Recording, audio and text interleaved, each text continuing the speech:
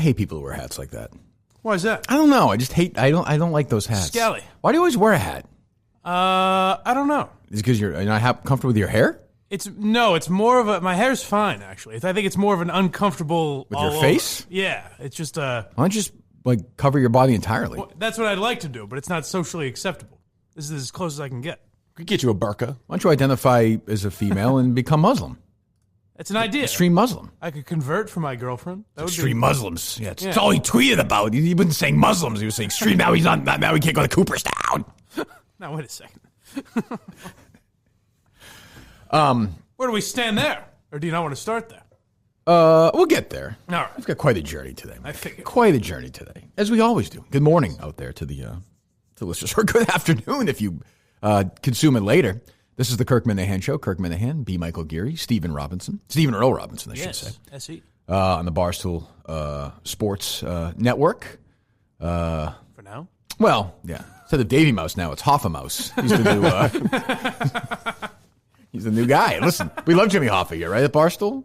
That's great. He's incredible. I heard it was all Eric. It was all the CEO doing all that. I've seen the dummy.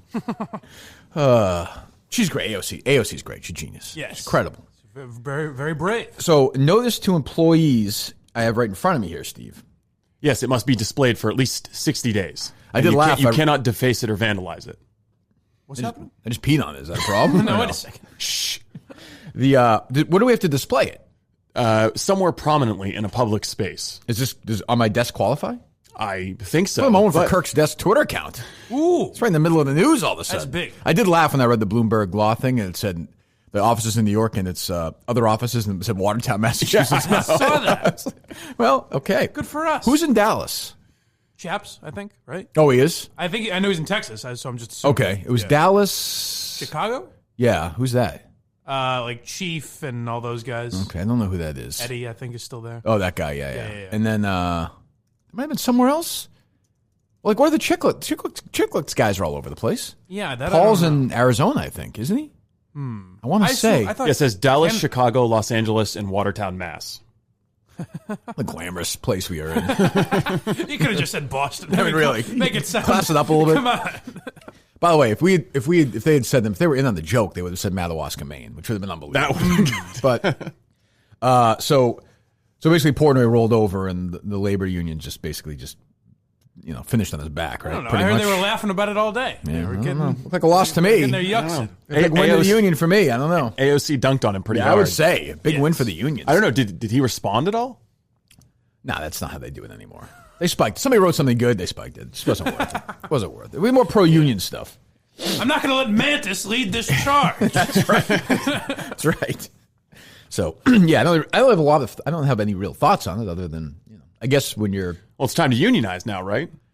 I hate unions. I've never been in a union. I would never be in a union. The unions are the worst. I'll tell you this right now, Steve. You try to start a union in the Kirk Minahan world, you're fucking fired. Okay? You understand me? And say with you, Mike. All right. Right? If anybody DMs this person, they're fucking fired too. Well, that's what I wanted to know. Is there was some fake account that was So actually Barstool them? started an account. I'm not clear on who exactly started it. If it was Portnoy or Team Portnoy, but yeah, they wanted to smoke out any potential rats. In the Barstool family? Yes. What a scary company this is. I know. Jesus. God. I assume that was also a joke. Like North Korea. To set people up and fuck with them. Well, obviously what are they doing with the list of people who actually reached out to that account thinking, maybe I can get some better health care? Incredible if Mike had done that, privately. That's the reason why Dave hated him. Well, let's be real. The union would most benefit Mike. That's true. The fact that I'm still here proves that that was not the case. I don't think he could fire you as per part of the agreement. So I'm reading right here. You're employee for life. Ooh, I'm safe. And the company agreed to remove the @BSS Union Twitter account as part of the settlement. It's since been deleted. The settlement posting also provided confirmation that Barstool Sports was behind a Twitter account calling itself the Barstool Sports Union that purported to be the labor movement inside Barstool Sports. It had to have been a joke, that account, right? I would have. Come on, the whole thing is a joke. Right, I understand. I understand that. I but would assume it was set up in the same way that the merch closet camera was. Like now we're gonna write a blog post about all the people that want to unionize. Or that account, the Dave's burner account that always Dave will retweet once in a while that says what a great guy Portnoy is. You ever seen that one? Yes. I don't know if I've seen that.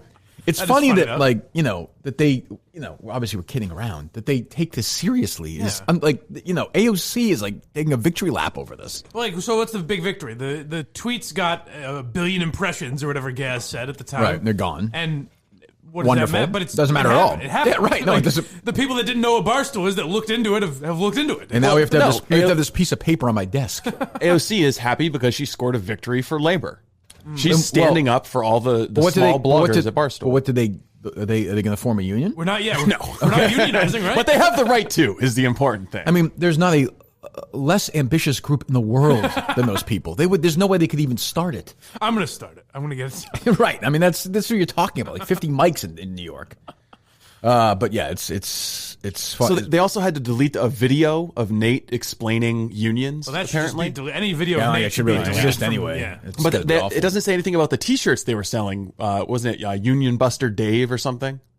Oh, they're able to do that still? I guess so. I don't know. Wonderful. Well, congratulations to Labor, the National Labor Relations Board. Sounds like a lot of fun, doesn't it? That group. Yeah, yes, they just have good times. A lot of laughs. They've been stealing for years from people. God, been useless for 70 years. If you join a union at this point in American history, I don't know. I'm sure it's fine for some people. I've always been anti-union. I look forward to. Did you ever have an opportunity Dave in the movie? Join one? Not in radio. No, I have not. But I would never do it. Yeah. I just because I don't.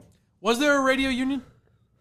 I don't know if there was a national one. I know at Entercom they tried to start one years ago, and it was a big fight. Like certain people wanted it, certain people didn't, and it wound up not happening. Because I know when I was asking about like weekends when I was trying to do all that, and they told me the rate was this after 6 months, and this before 6 months, and after 6 months it was different. And they were like, it's all just union shit or something like that. Really? I never experienced that. Yeah. I don't know. Maybe I misinterpreted. I have no idea. I have a couple of issues today that I'm frustrated with, but maybe we can get to the bottom of, maybe solve. Who is reporting the KMS Quotes account to Twitter to get a promotional tool of our show banned for, what was it, 12 hours?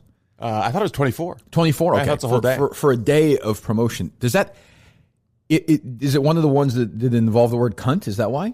No, the tweet that came out, and so the account was reported immediately after this tweet. Okay. The fucking loyalty, man. It's unbelievable. He'll, Jerry Callahan, take money from the Boston Globe. What a fucking whore. Okay. He's a whore. He's a fucking whore. What are you going to do? Okay. He'll get his $50 read from The Athletic. He can go fuck himself too. Really? Him and Hank. And Hank is tagged. I've got a confession to make. Yes. I didn't care how we were speaking of my friend Hank, and it was me. Also, that account takes my words out of context sometimes, and I don't like it.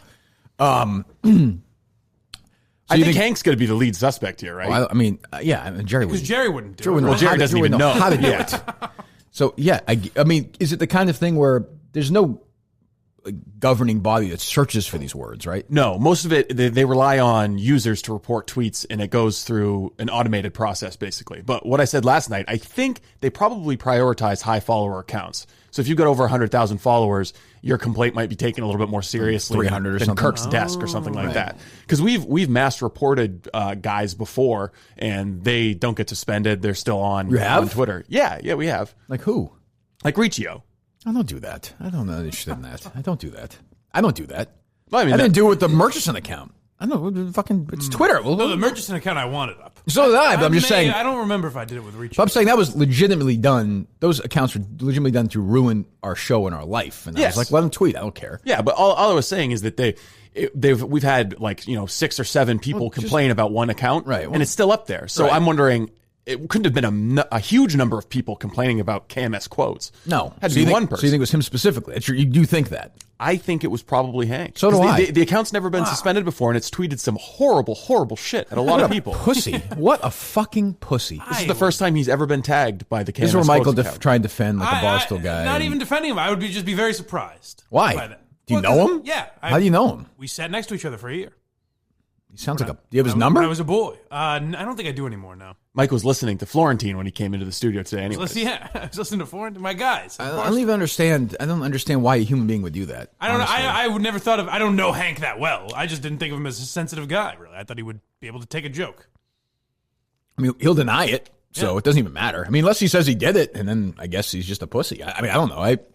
To me, it's a fireable offense, honestly. Should we alert Big Cat? Let him know what his men are doing out there? Whatever. I mean, it'd it's be his like- own show. Let him take care of his own business. But Imagine someone reporting Deke Zucker because he... well, no, I mean, it'd be like me reporting if there was an account that, let's just say Part of My Take went after me for going after Hank or whatever, and they had some account that quotes their show. Yeah. And they called me an asshole or a bitch or something, and me going to Twitter and saying, take that down. It's very strange. I mean, it is an account, whether you like it or not. I know it doesn't have a million followers, but it has loyal followers among our show. I like it. They do a good job. They, got passed over. The new guys are doing a good job with it, where it promotes our show. Yeah. So and somebody it gets people riled up, right. But of course somebody is saying take that off its platform to promote within our own company. Right. What would ideally What an happen with that asshole. account is they would tag Hank and Hank would respond and then we'd Well, have him that's on not and going to argue with him or whatever the fuck. That pussy's not going to. Now, an alternative explanation, could it have been Cullinane? Because you went at him pretty hard yesterday. I don't think so. I mean, look, maybe I don't know. I don't care about him. Who But do maybe you think it is, other than... If I think it's not- probably Hank. I guess. I mean, I don't know. I don't think Cullinane would do that. I don't know. Yeah, because I don't really care about him, but- I don't think one person with Dave's amount of followers. Yeah, I think that would. I mean, by your theory, right? That's Yeah. true too. I mean, I don't know for sure that that's how it works, but... I don't either. For all I know, it wasn't Hank. Sense. And I'm sorry if it wasn't him, but I mean, I would guess it was him.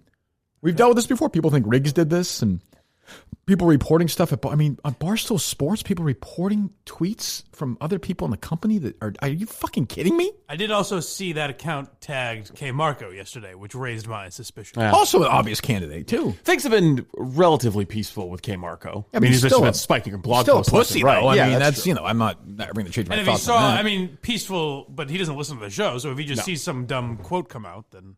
Yeah, but it's like I stand by that quote. I mean, I don't know, and I stand by my takedown of Hank yesterday, 1,000%. Right. Ill-informed idiot. I Just a stand by- shithead. And if he does this, we're gonna fuck him. I mean, seriously, we're gonna fucking put it this way. I hope it's him because if he's that sensitive, buckle in, asshole. Buckle in because your life is about to be ruined. You can juggle fucking footballs with Von Miller all you want. But if you look at your mentions, we're going to flood them, and we're going to ruin your fucking life. Oh, jeez. Poor Hank. This fucking plane goes down to Miami on the way to Miami, honestly. That's uncalled for. Well, I do.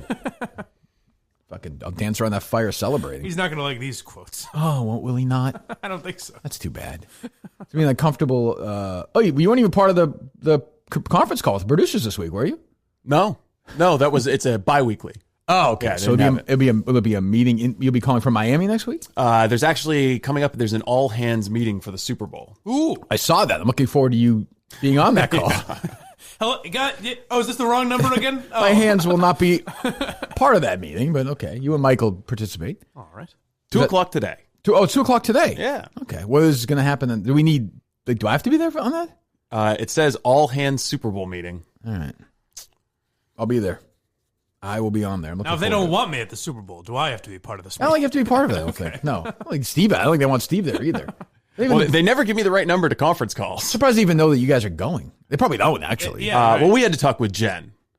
About both of you? Yeah, well, about me. Okay. So they might not know about Mike. Probably don't. Well, yeah, Big Cat knows I'm going, but that's about it, I think. And those big studios that we have to do the podcast sound good, right? You were saying we get them booked every day? The situation in Miami has changed. Oh, what's going on? Wait a second. We don't have any dedicated space to record a podcast. I find that really hard to believe.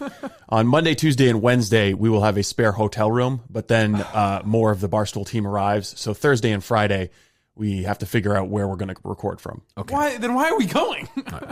I've asked you that the whole time. I don't think you should. Yeah, I think you guys should go if you don't want to go. Matter to me. Well, so like, where's Part of My Take doing this show from? I'm told that most of the other podcasts like the freedom to just do it in their own hotel rooms. Okay, let me be very clear about this. I'm not doing a podcast with you guys in my hotel room. That's what I've told I can't be Barstool. more clear about that. That's what I've told Barstool. I don't want that either. Can hang out with Elias. I don't want to do that either. So, I mean, it's a hotel.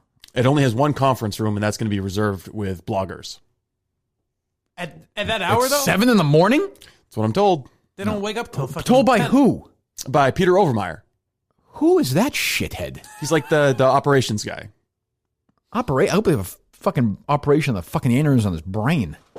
Operations? What kind of operations is this? He's the guy that I talk with about making sure we get the equipment that we Is he need a down shithead? there. No, he's always been very helpful. in terms of shipping equipment to the studio or anything like that. But I don't think he's the one who decided there's not going to be a dedicated studio. Well, space. is he in charge of operations? I would say he's more of an operations manager than a director. He Who's the director of like operations? the director of technology. Who am I supposed to get? Who do I wish a brain aneurysm on then? I don't know. Portnoy? Fine, yes. So I do hope that. But I don't... Well, that's coming in May. Yes. Yeah. That may happen in Miami next week. So, I mean, there's some prominent, we're among them, podcast talent, not me. Sure. Among them, Kevin Clancy, John Feidelberg, Dan Katz, Louis Almanati, which is PFT's real name. Okay. Oh, okay. I don't know. Do you know his real name? I don't even know it. No, it's out there, but I don't know. Yeah. What a mystery that guy is. He is. Some big podcast down there. Yes. And nowhere to go. Why do you need a conference room? To me, I want to tell the operations people how to do their job. They're doing a swell job. It would seem to me to be easier to blog from your hotel room than to do a podcast from your hotel room. That would make sense to me. Okay. Yeah. We're going to do it from that conference room. No one is going to be there at 7 in the morning. All right. We've been around these people. We're in Miami? You think people are going to be up at 7 a.m.? No chance. None. And if they are, who gives a shit? Yeah, I mean, I don't think there'll be anyone there. Okay. I'm just telling you what Overmeyer told me. Okay. I don't care. Who? Overmeyer. The guy that I have to work with in New York. Okay, you have to work with one person. Me. That's it. Well, yeah, I know, but in order I don't care about Peter Overmeyer. But if I want to know what's the number of the hotel room where we can do it from Monday, Tuesday, and Thursday and Wednesday, I have to communicate with somebody. Okay, the name of it's called the conference room. Okay, we'll be in the conference room 5 days then. I mean, do that. What are we doing? What the fuck? Why did even we start at 8 and we're out there at 10:30. Someone's gonna be there fucking typing. Why did they train you? I have no idea. And why is a blogger down there? More people started going down. Why is a blogger down? What value does that bring? I'm not being an asshole, but like who? Who's that? Who is that? All those guys, all the guys that will be down there also. Like Feidelberg? Yeah. Those guys still write, I think. Get blog from his hotel room. It would seem. Are any of these guys up right now? I mean, am I going to have to, do I have to start a union to fucking bust this thing? Kevin will be up at this time, I would think. You think so? Yeah, he's got kids, I guess. Call him real quick. I'm confused. I don't understand this. Very odd. Especially if it was told that we were going to have two podcasting rooms originally, and now we're down to 0. I'm going to be the only one. Everyone else just goes with the flow, though. Yeah. They're just going to do in your hotel room, you boomer. It's going to be that stupid shit. And it's like, well, I don't want to have fucking Mike in my hotel room taking a shit. Well, I won't. I won't do that. Sure, you don't go to the bathroom. That's one of your few good qualities. Your inability to go to the bathroom. Where's this idiot? Maybe I was wrong. He's out unionizing. Could be. All right, maybe I'll call back later. We're going to roll with these calls lately. Can't get anyone to answer. Is there one of those places down there, like there are a few in Boston, where you can rent out space for a couple of hours? You know what I mean? Yeah, I think there's going to be a space like that, unless we want to try and make the conference room work. Again, we do have a vacant hotel room that we can use for the first 3 days. That feels like a fucking porn set. Does that feel weird to you? Yeah, but that's always what it was. Right? I thought all 5 days would be in a vacant hotel. Oh, I thought that they were at least going to equip some chairs in there, so it's not like we're sitting on twin But where beds. are we Thursday and Friday though? In their minds, my room. Yes. Okay, I'm not. Yes. I am 45 years old. I am not going to have you guys in my hotel room. That's what I told them. Keep in mind that we do it early too. Well, how nice is your hotel room? Is it just looks like a nice hotel room with though. A bed, or is it like one with a little balcony, a little ocean view? It looks like. It looks like a nice hotel, but I'm kind of surprised it only has one conference room. Yeah, it's probably a vacation place though, basically, isn't it? Yeah, probably not working there, I guess. But you're right. Right on the beach. If you're like a Marriott or something, you got even like the one we had at Foxwoods. Yeah, you would expect them to have a number of meeting rooms, but I'm okay. Well, all right. So, and by the way, I'm going down there now with a tremendous amount of heat with these Barstool people. It's going to be an uncomfortable week. They're reporting you. They're reporting me. Not even reporting me. Well, they are by words, I guess. Yeah. But they're reporting. I mean, does that mean they bitch to me? Like that's worse than like bitching to Portnoy about me saying something on the podcast. Is going to Twitter like in total anonymity. I guess so. Yeah. It's just kind of a pussy move. I assume you're one of the most bitched about employees at Barstool. in terms of those little conversations with Portnoy. Because it's also, what does that do? Then the KMS quotes, we still said it on the show. Right. So it's not going away. It doesn't take back our words. Yeah, I mean, I stand by it. I stand by everything. I tweeted out yesterday. I stand by every. Usually I have a day to reflect. I think, I could let that one over. Yeah. Doubling down. D squared, doubling down. Well, the thing is, I mean, with KMS quotes, the whole thing is that sometimes we'll say shit that is totally D cubed. Double down. Totally taken out of context, but that's kind of the point of it. Like, if you want to know what you actually said, then you got to go to the podcast and listen to it. Yeah, but also, yeah. But I wouldn't, I just couldn't imagine being like, I'm going to report it to Twitter. Yeah. Hey, Twitter, the KMS quote said something mean about me.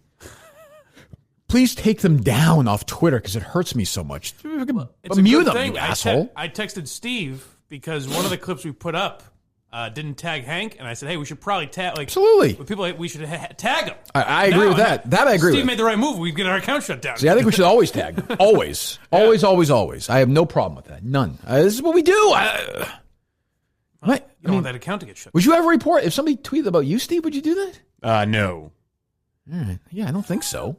I also would never go to call up Dave Portnoy and say, hey, somebody's being mean to me. Oh, that's happening. We know that.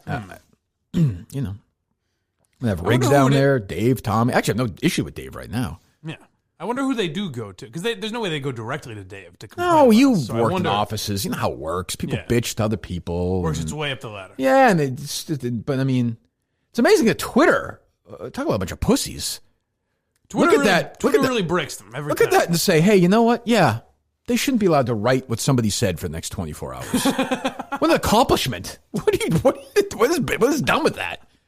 That's why I don't know. I would be surprised if it was Hank, but that would be a real bummer if they're doing that type of shit.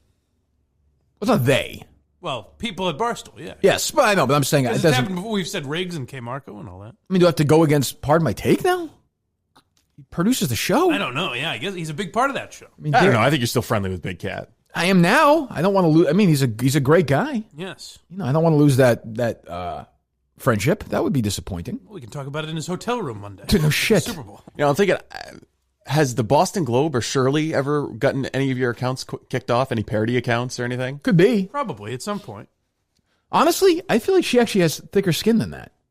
Like, she still follows me. I'm not blocked, yeah. I think she appreciates that. She should appreciate the publicity I've given her. I've kept her alive and relevant, for Christ's sakes. That's true. Her highest rated, that's why she doesn't block you. That's what I mean. She knows. Yeah, if she blocks me, it's over. I'm surprised she's not just forwarding her columns to you. Hey, Kirky, you're going to love this one. Yeah, it's like other people, people I used to work with. They're not going to block me. What's this? I forget the guy's name. He just started a podcast. Like, I promoted his old podcast. Right. So, I mean, he's not going to get rid of it. That's sort of how it goes for the people like that, the Shirleys and that gentleman. That's kind of how it works, Yeah. I don't know. All right, so, are we better off doing them at night? Late at night in the conference room? Or is that going to be even... Will people be blogging? I mean, based on your logic, I would think that it'll be busier at night. I would think much busier. Like 10 at night? Yeah. I mean, so during football season, I know that's when Pardon My Take records, but that's just based on games. So yeah, but they're not going to be recording in the conference room, though. Oh, right. I don't know. You know what I mean? I don't understand. And also, I don't want to walk into be waiting outside a spare hotel room at 8:45 in the morning because Pardon My Take's finishing an interview with fucking John Lynch or something. That's just, that'll make me fucking mental. It will. I don't. I understand where they are and how great successful their podcast is. I'm happy for them. But I don't want to be sitting there, like, standing in the hallway and then going in, shuffling in after like an asshole. I don't want to do that. I don't. That would drive me nuts. There are certain sacrifices you might have to make. I don't know. That's the thing about going down there. I'll tell you where there's always an open studio. Yeah, but I don't want to go down there, though. I'll tell you where there's always an open studio. Here? In their Watertown office. That's true. Plenty of potential open studios. Yeah. Oh, shit. They had the Super Bowl in Miami. We're fucking cleaned up. Right. We had people podcasting left and right in here. Oh, you mean in Watertown? Yes, if they had the Super Bowl in Watertown. Yeah. Probably won't. Unlikely. You don't seem that frustrated with this, Steve. I'm just rolling with the punches. I'm focused on trying to figure out how we're going to get the podcast recorded. I think I show up Sunday. I'm going to meet up with the Barstool crew, probably get a hotel key. Then we check out the conference room Monday morning. If it's wide open, we can assume it'll be wide open for the rest of the week. And we plan on going there. If not, we find a location off. It's going to be $150 to rent a space. Oh, for Christ's sakes. We're not doing that. I don't know. Like I said, my hotel room. King size bed, gang. Huh? Hey, you walk into a hotel room. Wow. Yeah, just what you need. Don't get me started. Jim, don't get me started. You said it, friend. Is Jim going to be down there? No. I don't think so. I would think no. Be great if you're like, yeah, you know what? You guys go. Jim's finishing up his podcast. He's taping one on Super Bowl signs. Yeah, I'd be like, you know what? See ya. I'm going to the airport. That would be a great passive aggressive move. It would. If because Jim's going to be in the room, we couldn't do a podcast. Just everybody's awful's taping right now. That's the thing. Like he's frustrated with everybody. Well, no, everybody's awful except you. Parentheses, except for you. Right. Yeah. Yes. Not a catchy name. It doesn't roll off the tongue, really. No. It's a little confusing. Yeah. I don't really understand it. Everybody's awful would have been a better name. Yeah, why wouldn't you just leave it with that? Yeah. Which is fine. He doesn't want to insult his listener. Oh, is that it? Yeah. Okay. We have any Jim? Do we have any Florentine? We do. Oh, good. Wouldn't mind hearing from him. No. I make fun of people's personalized license plates. What's Hold on. Who are these other? Who are these Well, other there's a human bunch of beings? them, Stop. like This is the Sean Latham show, right? Yeah, this is the Sean That's Latham my show. guy. Your Yes. boy, $20 show. I like Sean. Yeah. Is he laughing at Fellow this? comedian. Is he pretending to laugh at this? It sounds like there's a little bit of fake laughter going on. Who's the here. woman? I don't know what her name is. I know Liz is on that show. Is that No, Jordan? I'm sorry. Jordan Berry? Maybe. Yeah. I think you might. Yeah, okay. She seems like a nice person. Don't know a lot about her. Oh, she seems like a nice She person. did not appear to be enjoying this segment. Oh no. Oh no. Well, I like her even more. I make fun of people's personalized license plates. What's the worst you've seen? Well, That's there's a not bunch of them. No. There's one guy, he's got a Mercedes driving around L.A., and he says, for pleasure on his license plate, just to rub it in for all the homeless laying around. When he's at a traffic light, there's, thanks, this is my pleasure car. Yeah. My Mercedes. I'm going to blow exhaust in your face as you're sitting on the sidewalk shitting your pants. And not because And I'm just rubbing it in. This is one I just drive around on the weekends. I have another car, too. I don't want this one though. This is my pleasure car. Yeah, this is my pleasure my car. guy. Yeah. I have a question about how you write your material. Hold on. Hold on. comedian. I like Sean a lot. Yeah. I actually had fun with him. He was a really good guy, didn't you think, Steve? Yeah, it was. He was great. That doesn't sound to me like this is a natural flowing conversation. He might have a question or two ready to go here. But I gotta say, at least it sounds a little more conversational than Jim just talking into a microphone and saying, "I mean, what's the deal with grocery But Mike, stores?" that is a horrible bit right there. It's just too. I mean, too, just criticize. Why can't you just criticize? I don't understand. I don't know. If you're a fucking fan of comedy, you have to. Why do you? If something's bad, why don't you say it's bad? It is bad. It's a fucking terrible joke. Like My point is, my whole point. I heard is, you the other day say like a guy like Bill Burr respects him. I don't give a fuck. Well, So what? I just grew up respecting. Maybe he just knows he's known for a long time. Like, Yeah. so what? Doesn't mean he's not funny. I'm such an asshole. I started searching the California Vanity Plate database to try and find if the For Pleasure was available. It is. I don't think that's an actual fucking license wow. plate. Wow. I think he just manufactured Caught him in a this. lie. Let it begin. Let it begin. Wait a second. Yeah, you know what I did? I watched It's a Wonderful Life 6 times. What's so wonderful about it? What's So so I'm great down at about the it? marathon finish line. You can smell the bodies. I'll tell you what, in April, I can still taste the embers. It's unbelievable. And why is the marathon anyway? Why add the 0.2? It's just I can run 26.2. Yeah, we got it. If you ran 26, it'd be impressed enough, asshole. Good enough. Yeah, good for you. And now you get these assholes. They run, they bike, they swim. What's next, huh? How about a quadrathlon? I read a decathlon. Yeah, did you? But as you go along, or after because I know that you said one of your specials was about, it's a whole period of your life, and then another one about a period of your whole marriage. Slow down. Do you write as you go along, taking notes, or once it's we're all going to over, look into you the just- process you of just the relive Florentine experience? comedy. Well, for that's sure. right. This is two stand-up comedians rapping. Right. Oh, this feels just like Chris Rock and Jerry Seinfeld just having a conversation. Story.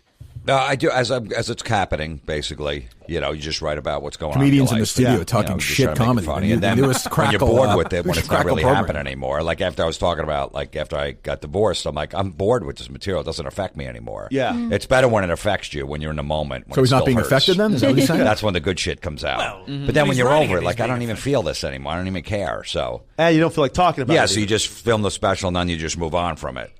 But unless someone's like, "Can you do that one?" Unless the whole room's asking. No, like when I first got Do the license plate bit. I don't know if he has a lot of those. To be Facebook posts. Do the Facebook posts. Yelp! Yelp! course, I was working on a special. It was so angry.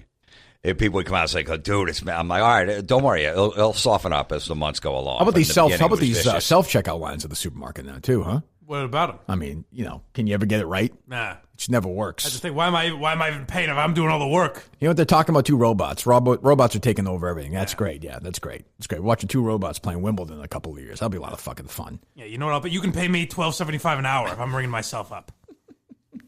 Yeah. You're like, oh, man, whoa. I'm like, hey, this is what I'm feeling. I can't help it. Did your ex watch it? Probably. Yeah. Do the thing where you act like adults still believe in Santa Claus. I don't know. Yeah, That bizarre, I'm sure she random did. bit that makes She no didn't say sense. Yeah. She can't. She has to keep the that thing in. is, the whatever. headline said Santa. Read headlines. Either way, you're like, well, you know. this is what happened. This is how it happened. This is what I said. It's basically like, she badmouthed me at her work, so I did it at my... I drove by a place the other day. It said pizza, subs, and roast beef. Right. I mean, what human being is going to want to have that? How are those even connected? I mean, make up your mind. Yeah. Is it a pizza place or roast beef place? You know what I'm saying? Yeah, I'm going to have 2 slices of cheese and a roast beef sandwich. Yeah, nobody says that. I think if you combine our impressions, they sound like Florentine. I get the essence of it. I get the bits well. Yeah. Do the weather. Why? Why are you going to do that? Well, you got to get ready. Honestly, always, Disney World is a big place where everyone's got to wear special shirts. Oh, here we go. He's fine with that, right? Mickey Mouse. He's probably So fine. there's a couple adult. here. Hold on, Steve. I think he's going to be totally fine with people doing that. I suspect he may bring up the fact that an adult is wearing a Donald Duck. I don't think so. See, I think he's to say it's a nice thing when a family does that. I think he's going to be earnest and kind about this. You know what? I suspect he may bring up. Some weight issues or no? Well, I was going to say mouse ears. Wearing the Mickey Mouse. That's amateur. No way. No. Okay. I'm telling you, he's going to be good on this one. All right. Rob writes, hey, Jim, this past weekend my girlfriend went to Disney with her family, and I'm here at home because I knew it was going to be a fucking cornball fest. She had matching shirts made for everyone that says Disney Squad. Ugh. Jim's disgusted. With a thought, Jim? Or? Yeah, this is my squad. Not my posse. I'm not allowed to say that anymore because that's racist. Because some people in the posse may be bad people. So we can't just say that. I've never heard that. So we have to change the word to different squad angle. until someone calls out the squad. Whenever there's some rapper and, his squad I gets gotta be in honest. trouble. I got to be honest here. He is the least funny person I've ever heard in my life. Wait a second. In any medium. I just think this is a bad setting for him. Steve's funnier. No, Steve's let's stand-up not- comedy is funnier than... Let's not get crazy. He is. This guy would torch Governor Baldacci. His Baldacci humor is funnier than this. Steve gets laughs. We've heard him. He has an That's audience. true. He gets a lot of laughs. Baldacci's not even alive anymore to get torched. He's not? Yeah, he died that night at the roast.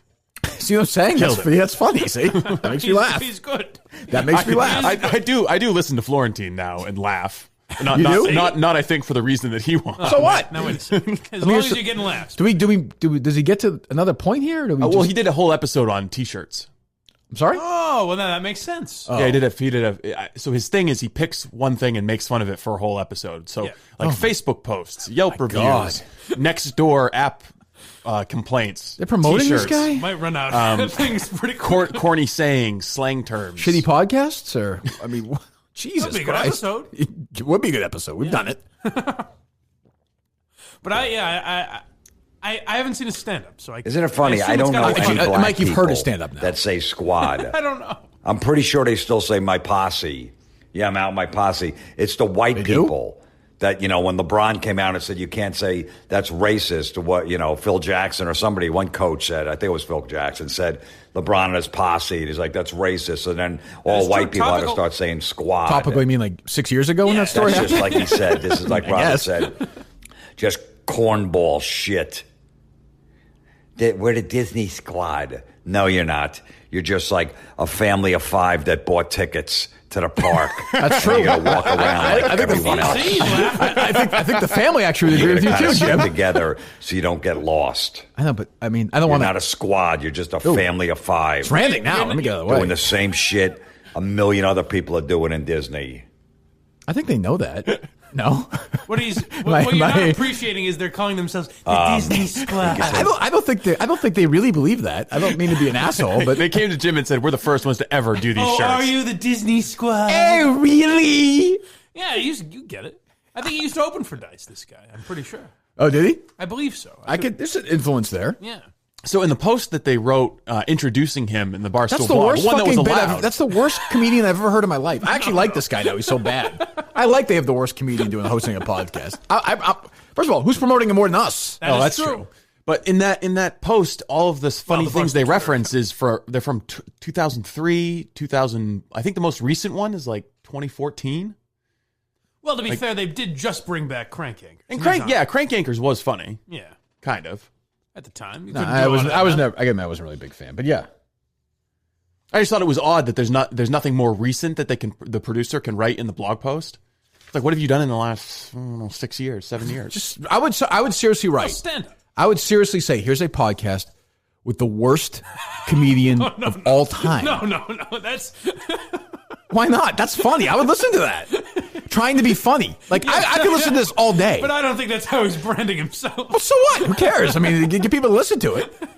You're saying it could be like ironically funny. Yeah, it's Right. like Mystery Science Theater. Right. So you're saying it's so bad. Right. You have that to watch. It's funny. like William Hung or something. Right, Right? okay. I mean, Another topical reference. I mean, whatever, Yeah, American I told Idol. her I Yeah, wouldn't it's be great. Yeah, caught when dead I grew wearing up. I bet he has a good rant about When it. I grew up, here are American Idols, okay? Ready? Oh, are you? Are you an American Idol? Marvin Gaye, Sam Cooke, Neil Young. Those are Now idols. we got William Hung and Kelly Clarkson. Yeah, you're not. Listen, sweetheart. You're not Diana Ross, okay? Okay, sing all you want, okay? And Ryan Seacrest, yeah, all right, yeah. Can't even get into that. I like that every reference involved is dated. We might as well at this point. I mean, talking about 2004 here. Somebody cut together Mike and Jim, the Mike and Jim Florentine show. Oh, they did? Oh, really? Oh, I'd be curious to hear this. Do you have a theme This song week, or no? awful inspirational quotes. Let's give it a try. I've said it a million times before. See, I don't know if I'm supposed to respond. Okay. There's so many inspirational quotes out there, social media, everybody just, posting away, Yes. trying to make everybody else's lives better that are reading their post. How come everybody's not doing better? Oh, you're totally right. That's it? Yeah. Sounds like a winning show. I like that.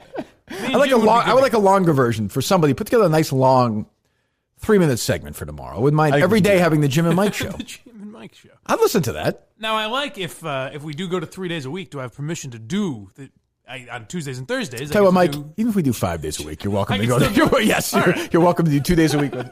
If that means we have sound of you and Jim Florentine doing a show together, you go crazy. I think I would add a lot. Imagine that. Mike's like, yeah, I gotta fly out to New York again. I'm just flying back. I don't even do it from here. I Florida. fly back and forth. Wait, I mean, I honestly don't think you could do it remotely with him with the pauses. There would be a lot of. Oh, yeah, You would think that the connection sorry. dropped out. Yeah, I mean, I think there has to be. You have to be there. I think. That's true. Imagine do you ever turn your iPhone off when you're running and you're listening to something? Like a button hits on accident. Oh, that you think it pauses? Yeah, wouldn't you Oh, be yeah. running That would along happen listening all to the this time. podcast and be like, oh shit, did I turn it off? Oh, Yeah. oh, there he is. I like the sort of lets nature have its place and breathe in the open air. There are radio shows where I like that. Like I don't know if you've ever heard of the Ron and Fez show. I've heard of it. But so Fez is a guy. Like Ron Bennington still does radio, and is a funny guy. But Fez was like started having essentially a mental breakdown the last few years of the show, and would cry every day and didn't talk on the show, and it was this weird, bizarre thing. That's all. where Yeah. You'd listen to it, and he'd break down crying, and there'd be these pauses, and it was captivating because it was so Bizarre. awkward. Yeah. I don't think this is supposed to be that. With the I don't pauses. think so. I don't I think don't you're supposed think to get so. that vibe, really, where you're like, oh, what's going on? Did my Well, I think he's making hilarious observations about society. All I want is one episode on plane travel, airline travel. Is that so much to ask? I mean, I feel like it's coming. He's It's more imminent. text based though. I know he is. He's far more modern. You're right. Yeah. Well, he wants to take down the millennials that go Yeah. on Yelp and, Lead reviews. Instagram. Yes. Sure. It's terrible they do that. He's really standing up for good online culture. I imagine. Watch out, Barstool, because I predict he's got a TikTok episode coming. I think so. So somebody tweeted at me that Gronk was doing TikTok. Well, wait. All right. I have two. I will admit I'm with Hey. Florentine on that. I don't have a fucking idea what's going on. Get your pads on, Gronk, because you're cruising for a bruising. I got TikTok. I don't want to hate Gronk. Don't make he seems like he's a very nice guy. I don't want to hate him. The shtick is wearing thin. Totally thin. Completely thin. It's a little much. I don't want to hate the guy, but it's. But guess what? He's gonna have a big announcement coming soon. Oh, is he? Yeah. Oh, he'll be. There's a new sports drink available. Will he be all over Miami next week? I would assume. Yeah. He might. He's still in the big party, right? You might want to put some tape around that name. He might be an interesting guy to have a conversation with next week. All right. Not on this show, but in other. Right, yes. yeah. I don't. Another endeavor. I think he'd be happy to go along with the. Yes, for the sure. game. All right, that's good. I wonder if Florentine thinks of the United States Postal Service. Well, that's the thing. What's the point anymore? Rather go to Amazon. UPS brings me everything. Yeah, I go in there. I get my. He's going to shoot up a whole place. He'll do that. The whole. Mail guy I'm doing shooting. Jerry again. I got to bring it back. What's that? Yeah, you were a little bit of too Callahan. much Jerry. Let's do. All right. Well, quickly. First of all, let me just say. I quote tweeted a picture of me this morning about the Curtatone thing. A picture was taking me in court. Nice duds. I look fucking great in that picture. You sure do. I don't usually look great. I look fantastic. It's a nice picture. Steve behind me, I forgot what a mess Steve was that day. I had the Walked Wendy in, sweats. Just a fucking. You had the what? I had the Wendy sweats. That's funny in Florentine. You know what? I'm on board. He is You also funny. ripped your hat off. Remember when you had your hat on in there? Yes, because very I disrespectful. didn't want to Your have hair to looked comb gross. my You hair. spent $80 on that hair? No, this was way before that. Aren't you due for another haircut? I've already had one. Since? Yes. Where? I go to a nice place in Newton. How much you spend for that? Less. It's like $35 plus tip. Unbelievable. That's still a lot. Wait, It's my guy Sway. $20. I found this guy and he cut my hair right, and I was like, I'm gonna keep going back to you. You cut your hair right? Yes. I got weird cowlicks. Yeah. Well, anyway, I look great because of Milton's in that picture. Yes. I mean, I look like a fucking flat-out movie star. For sure. Right there. You look like a gangster. Well, and you keep saying that with Milton's. You keep wanting to tie in Milton's with this a gangster compliment. genre. Some sort of compliment. crime family. I know, but you mentioned this a few times. Compliment. I'm not Gangsters sure. always look good. Okay, well, fine. They always look good? Oh, well, unless they're dead. Okay. Point is, if you go look at that picture I tweeted out, and if you want to look like that, make a guy like me look like that, that's all Milton's. That's it. That's it. Milton's. I didn't use any, filter on my photograph in that. Right. I wouldn't know anyway. Filter with just take a picture. When I was younger, we'd go away. Somebody would take a Polaroid. You'd look False at it 2 seconds advertising. later. And they look at you and where's the guy in the picture? And now everyone's going through their photos and say, "Hey, let me scroll down and find it. Yeah, I really want to see where you and your family went. Vermont, in 2015. That's great. Yeah, wonderful. You went. Everyone went that summer. Great. Ooh, let's all be the picture squad. But Milton's is the best. Yes. Again, you want to look like that? Get a suit. Go look at that picture. We'll tweet it out. Big winter clearance sale going on right now. If you go to Miltons.com, check out their sale page for the best deals. You can go to Chestnut Hill Square, Chestnut Hill. Braintree at the South Shore Plaza, big store there at the mall. Or online, as I said, at Miltons.com. Go on the sale page or call Miltons right now. Call them today. Find their phone number. Steve will furnish it as well. And say, I want to look like Kirk Minahan did in that photograph in court. I want to look like Kirk did. That's it. I want to look great like Kirk Minahan. I'm a big fan of the show. I love you guys. Make me look great. Make me look great. They'll do it for you. I promise. Miltons.com or the store, South Shore Plaza, Braintree, Chestnut Hill Square, Chestnut Hill. Once again, Miltons.com. Check out their big winter clearance sale that's going on right now. Milton's has the capability of making us look like we're enjoying our time in Miami. That's true. That's how classy they'll make us. I will have to say, given the picture, it didn't look like I was enjoying my time in court. But that's okay. That was part of me. I was intimidating the judge. Look what happened. See? It's like when Junior Soprano's Back on down. trial. Right. Yeah. Right. That's how it works. You should have done the Junior Soprano.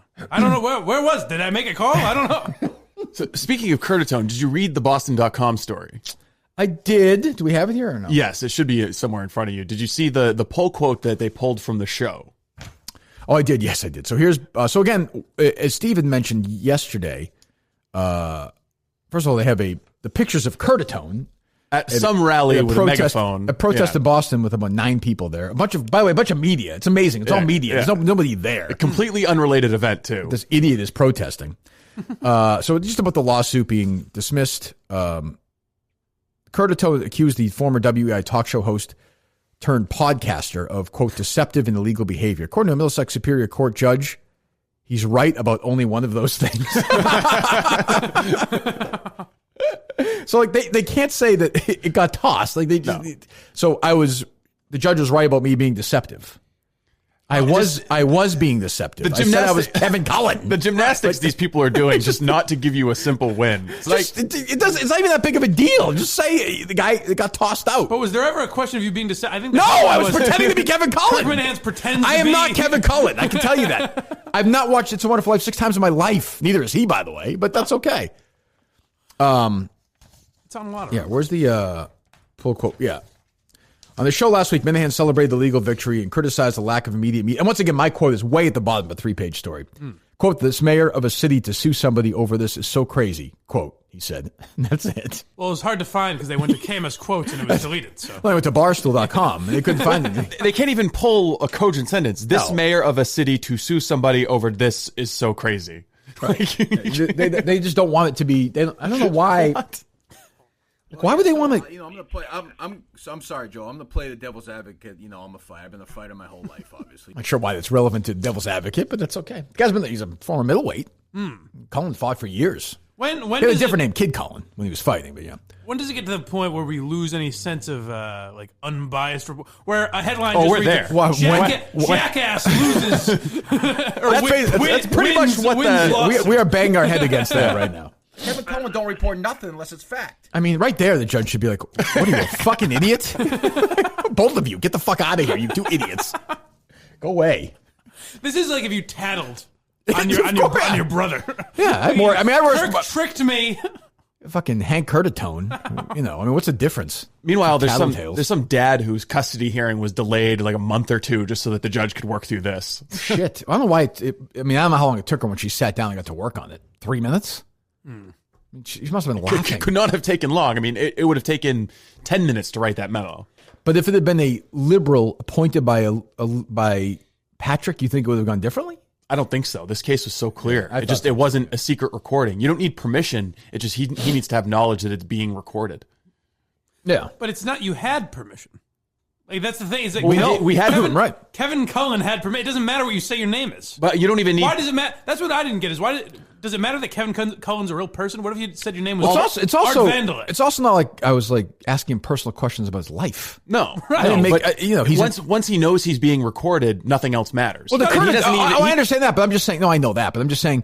Did Curtatone say in that conversation anything he would have said if the actual Kevin Cullen? He thought he was talking to a reporter. Right. If Kevin Cullen had actually asked those questions, we can tell in the follow-up emails that they sent afterwards, they got off the phone with you and still thought that it was just Kevin Cullen. They were texting me after. Remarkably, just gave a strong interview. And they emailed this whole 5-paragraph statement. Right. Because Cullen got into a fight with Curtatone sort of during, like, I was actually, rather Cullen was getting sort of angry at Curtatone. Like, it actually got sort of contentious. Right. It was the most bizarre thing of all time. And we did it. Why is it grilling me like I think it was our first. I guess that Portnoy is going to say to me, we partnered with the Bruins. The Bruins reached out to us. We made a deal. And then all of a sudden, these people started calling us toxic and racist with no example. Hold on, with no examples. Then they decided to say, well, I mean, if someone called you a racist or called you you'd want to fight back. Again, like I've talked to you for 16 minutes, no examples. I haven't seen examples from anyone else that they're racist, so it's confusing. You're just beating Curtatone down. Kevin, what are you doing? Kevin, why are you talking to me like I just imagine they've got you on speakerphone. They're all looking around like, what the fuck happened to Kevin? We don't give examples. When did Kevin start asking real questions? What Examples? The fuck is this? What are we doing here? No examples. We call people racist with no examples. That's how we do it in Massachusetts. That's how we do it as liberals. So he's essentially suing you because he thought it would be put in the Boston Globe, a pretty big newspaper. Oh, he's suing because we mocked him publicly. Yes. No, he's suing because you made him look like a dummy. No, he's a dummy. But I'm just saying, in this lawsuit, in the mind of the judge, he's supposed to be saying, well, no, I thought a reporter was talking to me, not a podcaster. Right. Yeah, exactly. So what's the difference? Right. But as we said all along, and that's why I remember doing with Stevens, he's like, we have to make sure we get it in. I'm like, that's right. We got it in. We were done. Once I was in, we knew we were fine. Right. Once you say it's being recorded, then you know you're done. Very strange. Even if, like, we go back, we've called some people and they've said, no, you don't have my permission to use this, but we could use it because they know that they're being recorded. Like, if I say I'm recording this right now and they say, no, you don't have my permission and proceed to have a conversation with you, it doesn't matter. They knew in this it was state, being it doesn't recorded. matter. In this state, yes. Has Joey reached out to come on the show? I feel like you might want to talk about this. We'd love to have him on. I did email his media person and haven't heard back. That's no? strange. It's too bad. I mean, yeah. It's just funny that it got some, Boston.com, Fox 25. Patch, they're reporting it, but they're reporting it, and that's fine. They're reporting it in the way that I knew they would. Yeah, I texted with the guy from Boston 25 that you retweeted this morning. He says he doesn't know if they're going to put it on the website. It'd be great if we just went around the room, like now Steve tricks him, and then like when he wins that lawsuit, I'll trick him. I just love thinking about how paranoid those people are. Well, now we have a precedent. We should be doing more of this stuff. Yes. Not just with Curtatone. I mean, we should just do this in general now. Right. Like, we should call somebody right now as Kevin Cullen and just try and get a story done. Right. Who could we? Who knows? I'm just saying we should just do Get that. AOC on the horn. Yeah, I mean, whoever. They're dumb. They're also dumb. Yeah, I mean, it's got to be pretty easy to trick we called Curtatone several times before that to try and get an interview As with him. yourselves. Yeah, it's me. That's why we did it. I mean, and I knew it was a good idea. They didn't even answer. Nothing. Once I said it was Kevin Cullen from the Globe, who I'm going to say is read in the Globe by a 20th of the people who listen to this podcast. Right. A 10th? Who actually, forget the Globe subscription. I'm saying the ones who actually look at and read his story. Well, he was worried if enough people heard You his think words. 1,000 people read his story? Yeah, maybe. Maybe, right? I mean, if we talk about it. No, I'm just saying a basic. I think you and I are the only ones who go seek out a Kevin Cullen column. Right, but I'm saying if you're on the subway in the morning, if you're at your house having breakfast, whatever, online total, I'll be generous. Let's say 5,000 people read a basic Kevin Cullen story. Sure. 20 times the reach. Yeah. There were sometimes 50 times. And Joe Curtatone's instinct is to ignore us because we disagree with him. And he knows that we can make him look stupid. Right. But when he hears that Kevin Cullen, the Globe is calling, bring it on. There's a nice massage coming. Yeah, well, there's a nice massage, and his words are going to get dissected by fewer people. If there's True. more people listening, then more chance. Yeah, but my argument is always, if you believe it, they don't believe it. I know, but I'm just like, find the largest. Trenny, Curtatone, Amanda We're Dobbins, going to get to never- Trenny in a minute, right? Later on here. But no, that's exactly right. So, I don't know. I just think it's funny. But yeah, we should do that now. Now we have a precedent. We have a legal case at our back. Let's have some more fun with this. All right. Get a couple of burner phones. Yeah, let's start calling people as Kevin Cullen. Who do we hate? Who's stupid? Who's in the media right now that'd be willing to talk to us and get fooled by a Globe employee? Well, I mean, Marty. We could definitely try and get Marty Walsh on the phone. That's true. Yeah. That's true. Although his people might be a little bit more savvy than Curtatone's. But Marty himself is so dumb. It'd be fun to get Ed Markey on the phone. Nobody's ever said that before, I have to say. No, but I mean, Trenny he'd would be talk to the Globe. Liz Warren would be good. Liz Warren. Yeah, it'd be tough to get Liz Warren on the phone. true. They vet everything so thoroughly over there. But are they so, like, Liz Warren, I don't think Liz Warren is stupid. But, I don't. Right. Do you? Oh, no, she's a very clever liar. So if I had her on the phone, do you think she would believe, if I was doing, I was being really, it was a real parody. Yes, but there are people that talk She like might but see say through it. things she wouldn't say, hey, you have a Boston accent. No, not that, No. but like, why are you saying that you've been a fighter your whole life? Like, why are you saying like those things? Like, what? I know, because I think she would just think, oh, this is a weird guy. Maybe. You know what I mean? Because she has, unless she's dealt with Kevin Cullen personally. You're also, when you're a politician, you're in that mode of you can't criticize anyone Right. who's a potential voter. You don't want to criticize a reporter because you want flattering coverage. So Speaking of which, I know I probably mentioned trained that. to ignore a lot. I know I mentioned that yesterday, but Hillary going all in on Bernie Sanders is so weird. What is going on? Why is she being like honest? so stupid. Oh, she's just like, let it fucking go away. I don't get the point I of thought it, she was though. going to run. I was wrong. She's got this whole documentary coming out about it's like, but why? What's in the future for her? I almost like this Hillary. She's taking shots at people. She seems to be being honest. I know, but I don't respect it because she's not fighting. She's not running. That's what I'm saying. Why do it now? Why not do And it? she calls who was a senator in New York, her husband has been in politics his whole life, calls Bernie Sanders a career politician. That was fucking weird. Clinton is telling it's like, Because I was like, what is who is more? Bill Clinton's been a politician since he's been writing to get out of Vietnam when he was a fucking teenager. I was trying to think if I'd missed what Hillary Clinton did before politics. If I missed She was the first lady. She was a lawyer. Yeah. Well, yeah. She was a lawyer, and then she was the first lady of Arkansas. She's effectively been in politics for 40 years, But give or even being take a 35 lawyer- years. She was a staffer on the Watergate. Yeah, she hearing. worked in the Watergate hearings. I mean, this is somebody who's been, for 50 years has basically been in politics. Almost. And I love her trying to give the Democratic nominee advice. She says, well, you need to focus on the fact that he said Mexico was going to pay for the wall, and he did, and that didn't happen. Like, Hillary, you're the last one to be giving advice to any Democrat nominee. Yeah, I mean, no one's going to be listening to you. Nobody wants your endorsement, I'm sure. It's almost somebody will take it. It's almost beneficial for Bernie to have her make those comments because it just riles up his base more. And no there's question. a new People national that hate poll out Hillary, today yeah. that he's at the top of the field. Yeah, it'd be like if this Hank idiot came out today and tweeted, "Fuck off, yeah, I reported you." That'd be great for us, Right. Because people would be, "Fuck this asshole." Exactly. But I don't. She just seems very bitter. I don't know. She looks like she might have some work done too.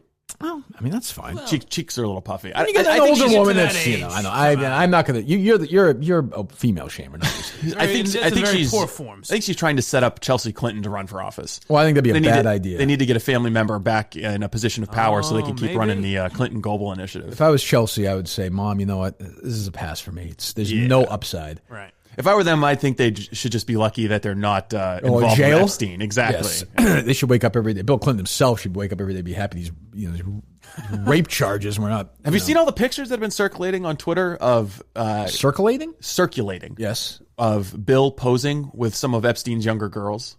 No. Supposedly, and there's one of him on the Lolita, and there's one of Ghislaine Maxwell yeah. at a wedding where he's like walking down the aisle. He was like really good friends with Epstein. That's been completely whitewashed. And Epstein we talked about this the other day, is the most, I think Cosby is underreported. I really do. Yeah. And I think Epstein is underreported. I don't think people talk about it enough. It's Well, the Epstein bizarre. thing is weird because we all agree it's a conspiracy. Yeah. Right. We all agree some shady shit happened and no one's looking into it. But I think it's also because nobody knew who he was for so long. Right. That there's no, Yeah. There are theories that he never existed. Right. I mean, there are theories that he's been completely funded. His entire, that book we got that time, he was entirely funded, through blackmail. Yeah. His entire existence was blackmailing people. He Right. made billions of dollars in blackmail. Whatever came of the investigation of the island that he has. Why haven't pictures leaked of that? The freaky sex temple that he has. Right. And he asked questions like, why haven't the major newspapers in America focused on that? Yeah. And so NBC News spikes the one interview that they had a couple of years ago and then announces a documentary series this year that doesn't include that information. Where's the Clinton stuff? Where's the dirt? I said this to Steve the other day, but the idea that he had a portrait of Bill Clinton in a dress. Dress is so we all strange. just lightly go, that's weird. How But bizarre that's is that? really weird. It's fucked up. That should be looked into. Imagine going in that house and seeing that. I'd be fucking frightened. That's It's like he's very saying strange. that Bill Clinton is his bitch. And Or something, Trump yeah. hired Dershowitz, right? Yes. He's put Dershowitz and Now, in a perfect world, the Boston Globe would write an op-ed killing Alan Dershowitz for defending Trump, right? you would think, yeah. But why won't they do that? Because he's a columnist. Because he wrote for them for years and he's friends with them. That's again, dear listeners, that's how it works. Well, back to the Hillary thing, it kind of shows you what a phony all of those people are. Of course. Because if Hillary was as much as she said, Trump is deplorable and all this bullshit, now she's being honest and taking shots at people. Tulsi, Bernie, that's who she really is. Right. Is someone that would shit on people and they. But in the same breath, she'll tell you how divisive Trump is. That's what I'm saying. Yeah. Which is, Trump's just being honest. That's how he feels. I mean, he is divisive. Of course he is. But he's purposely. But what great politician isn't? I mean, there is something to that. Like if you state your beliefs and you're honest, whether you respect Trump, you think he's an idiot, whatever. If you lay it out there, a certain base is going to say, "I don't like hearing that." That's divisive. Right. There's also a lack of loyalty with Hillary it's Clinton. not. I'm sorry, Steve. It's not divisive. Steve just mentioned them. Most listeners don't even know who he's talking about. Ed Markey. Yeah. Right. Honestly, most I people. always forget about most listeners are probably like, "Who? Oh, that's right. He's a senator in Massachusetts." Yeah. Because he's a fucking nothing. Right. What were you saying, Steve? I was just saying that Hillary has no loyalty to Bernie. After the primary, Bernie went out there and worked his ass off. Right, and she fucked, by the way, she fucked him over in the primary. Like she fucking basically ruined his campaign. Yeah. These people don't want to talk about. Like, I understand Trump is an asshole. I don't dispute that. He is a fucking asshole. I find him entertaining, but he's clearly a prick. But I don't know. Barack Obama literally tried to silence journalists in America. He wiretapped the Associated Press. Yeah, this is a guy who did that now, and now people treat him like he's Jesus Christ. He also sued nuns. Yeah, well, that's fine. I have no problem with that. Those drone strikes in the history of. No, that's true. Yeah. Golf. More deportations too, by the way. Neither side wants to admit. That was my favorite. That might be my favorite story yet. Is that one? Remember who wrote the story a couple months ago? They had the picture of going through the tour with the cages and the. There are a bunch of outlets. You know what I'm talking about? Yes. And they were like, "Look at the world and Trump," and then they realized it was 2014, and they deleted the entire story. Yes. That was like the AFP, right? That's what it was. Yeah, they just got rid of it. They didn't say they were wrong. They just wiped out the story. Oops. But see, that's a fact that neither side wants to admit, that more illegal immigrants were deported under Obama, because it makes Trump look bad and it makes Obama look bad. I mean, it makes Trump look soft. Yeah. Yes. Yeah. Yeah. If you tell Trump, hey, why did Obama deport more illegal aliens than you did? He's like, well, that's not true. I think Trump would have tweeted about Schilling last night. I'm actually surprised he didn't tweet that he got screwed because of the left wing. Yeah, he's more likely to tweet that he got in, though. Congratulations. He is in Switzerland, though. He's at Davos. Yeah, but he's fucking retweet fest earlier this morning. He's retweeting everything about the impeachment stuff. Schilling, like you said before, he could tweet about Schilling in a week and a half. That's true. It's a good point. It's good. I mean, but I don't really cares now. He's going to get in next year. Yeah. But it's interesting. I saw Shaughnessy's column. So Schilling did not get into the Baseball Hall of Fame. No. We got another year. Another year. Jeter got in. One vote away from unanimous. We'll find that guy, and we'll ruin his fucking No, life. we know who it is. Probably a racist. It was White Sox Dave. I saw somebody tweet that. Someone asked me, is that all? That what? Because someone asked me before, like I saw a DM before the show. Are you going to cover this White Sox Dave? That's not true, right? I don't know. I saw somebody say that. I was like, I don't think he has a Hall of He Fame doesn't have a vote. ballot. He's up in the BWAA for 10 years. I think he does every year, which is why I don't know why it tricks people. But I think he has someone make a fake ballot for him, and then he puts it out and says, "Look what I did." I mean, if that's the case, actually be hilarious. I saw very Schilling actually retweeted it. Oh, did he? Well, he can get fooled. I think I was supposed to retweet it because I saw Deke Zucker do it this morning. I was like, oh shit, it's obviously a joke. It's funny though. Yes. What was I going to say about the Hall of Fame? Oh, so they'll find this person, I guess, who didn't vote for Jeter, and then what? They'll string him up. Yeah, I mean, it's obviously stupid, but what are you supposed to do with that? I think it'd be fun to have, I just ask him why. I was flipping around it'd be great to have the conversation, or him or her. I was flipping around last night, and MLB Network was on. They had like a round table with Costas, Harold Reynolds, who's fucking terrible, and Tom Verducci. Yes. And Harold Reynolds was like, I don't know why people want to focus on that. This is a night we should be celebrating. I'm like, well, how boring is that? We want to find out who didn't vote for Derek. It's more interesting. It's funny. I cannot picture a room where you're watching Bob Costas, Harold Reynolds, and Tom Verducci. I was just flipping around. Talk baseball. Because they were responding to it. And I was like, this is just funny. The instinct is, let's do the most boring thing possible. Yeah. And yay, Derek. Like, why? We know he's a great player. Like, what's... So as a borderline candidate, Chauncey writes about Schilling. So Schilling got 70%. So he's 5% short. Next year, there is nobody who's getting in. No first-year guy is getting in. So really? There's no... It's it's one of the worst classes of all time. Okay. I think somebody said the best player is Mark Burley.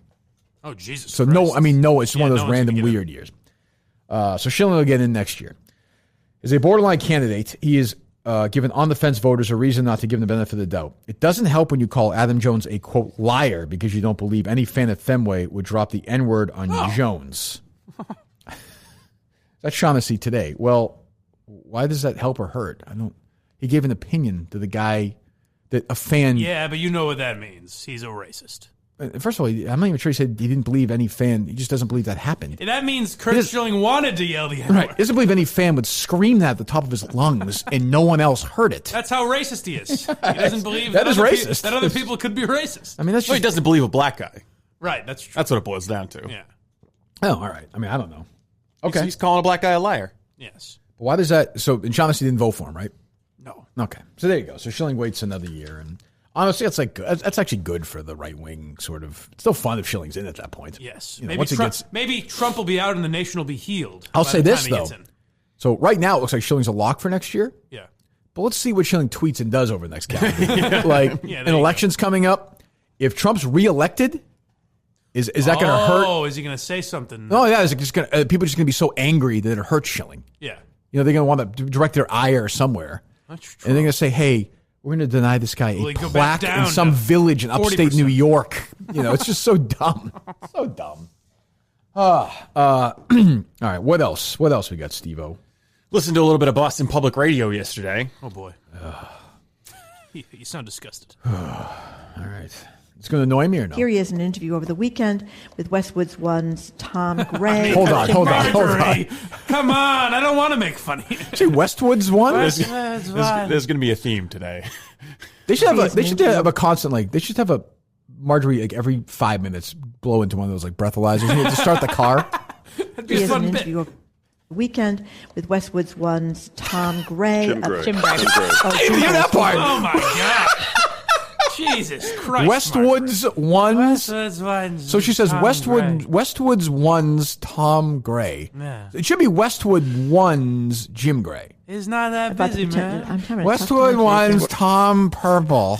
I want to kiss you.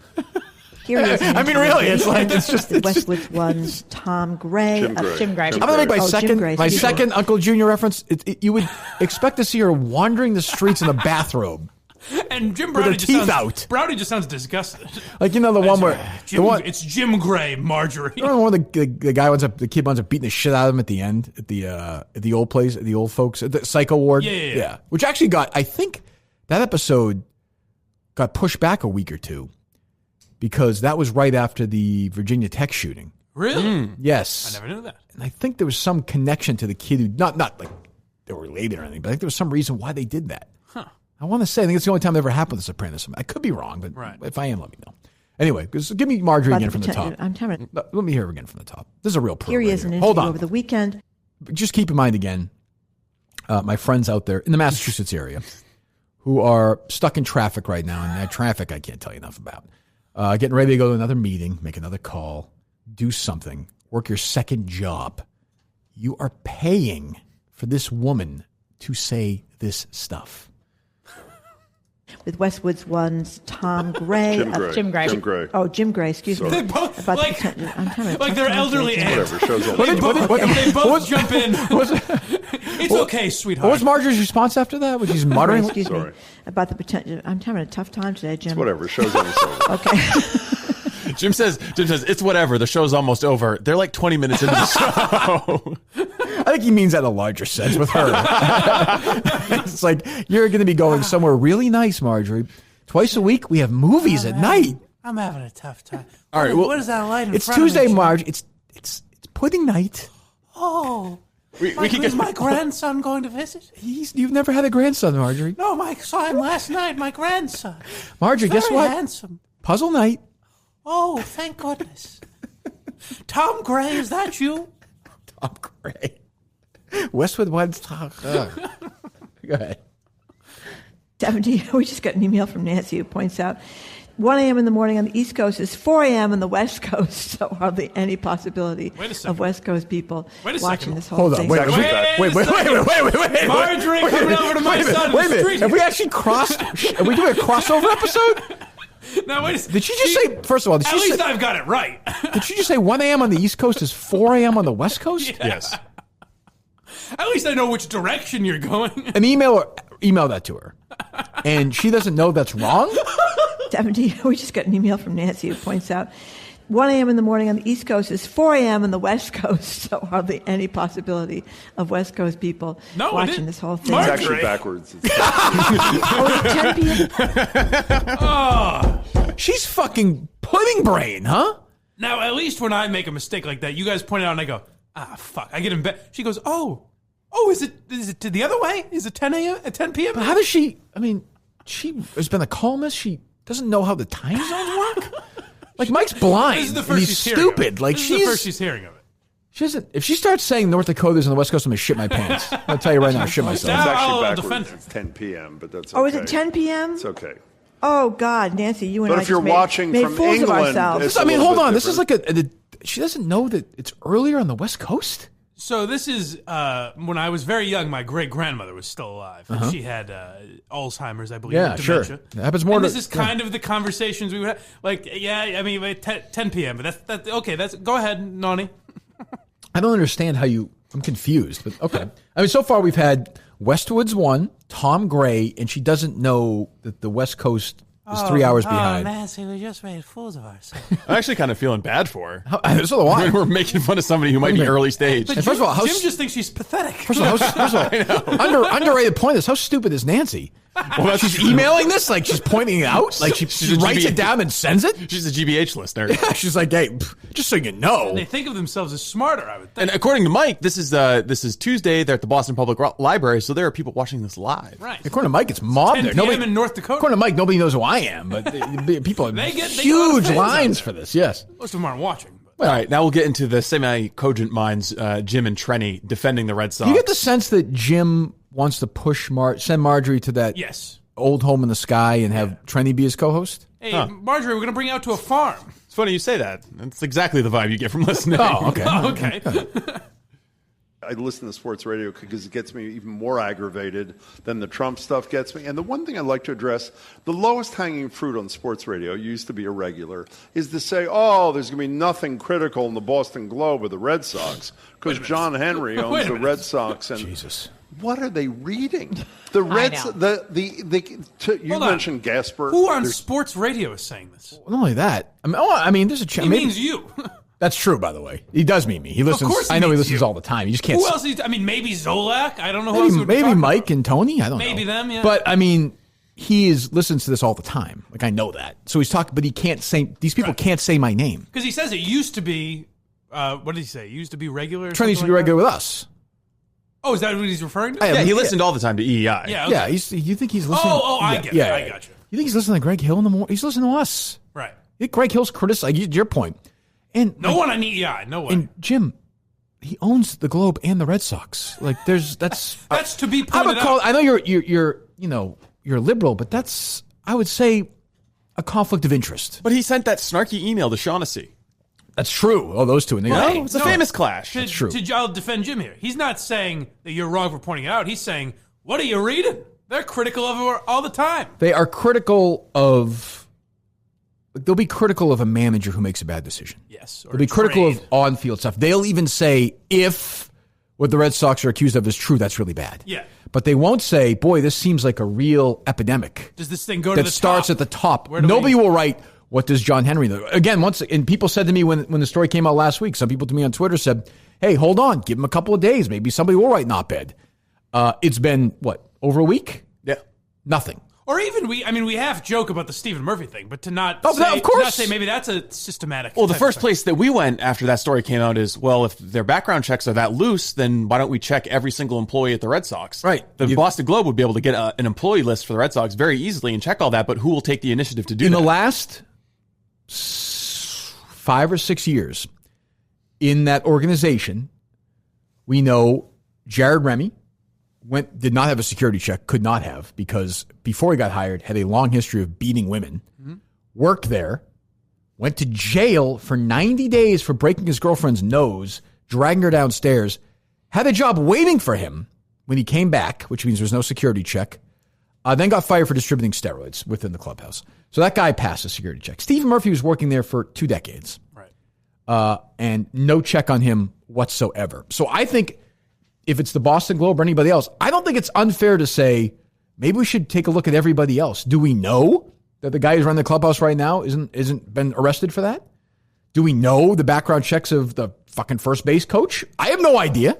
Well, it sounds like you're not reading the right articles, Pally. Well, let me hear what, and you got to remember you have two insane liberals, Browdy and Trenny, also both spectacularly stupid. And one woman who's been gassed and knocked out. That's true. Yeah, another one was wandering around the library looking at the children's section because she thinks she's 8 years old again.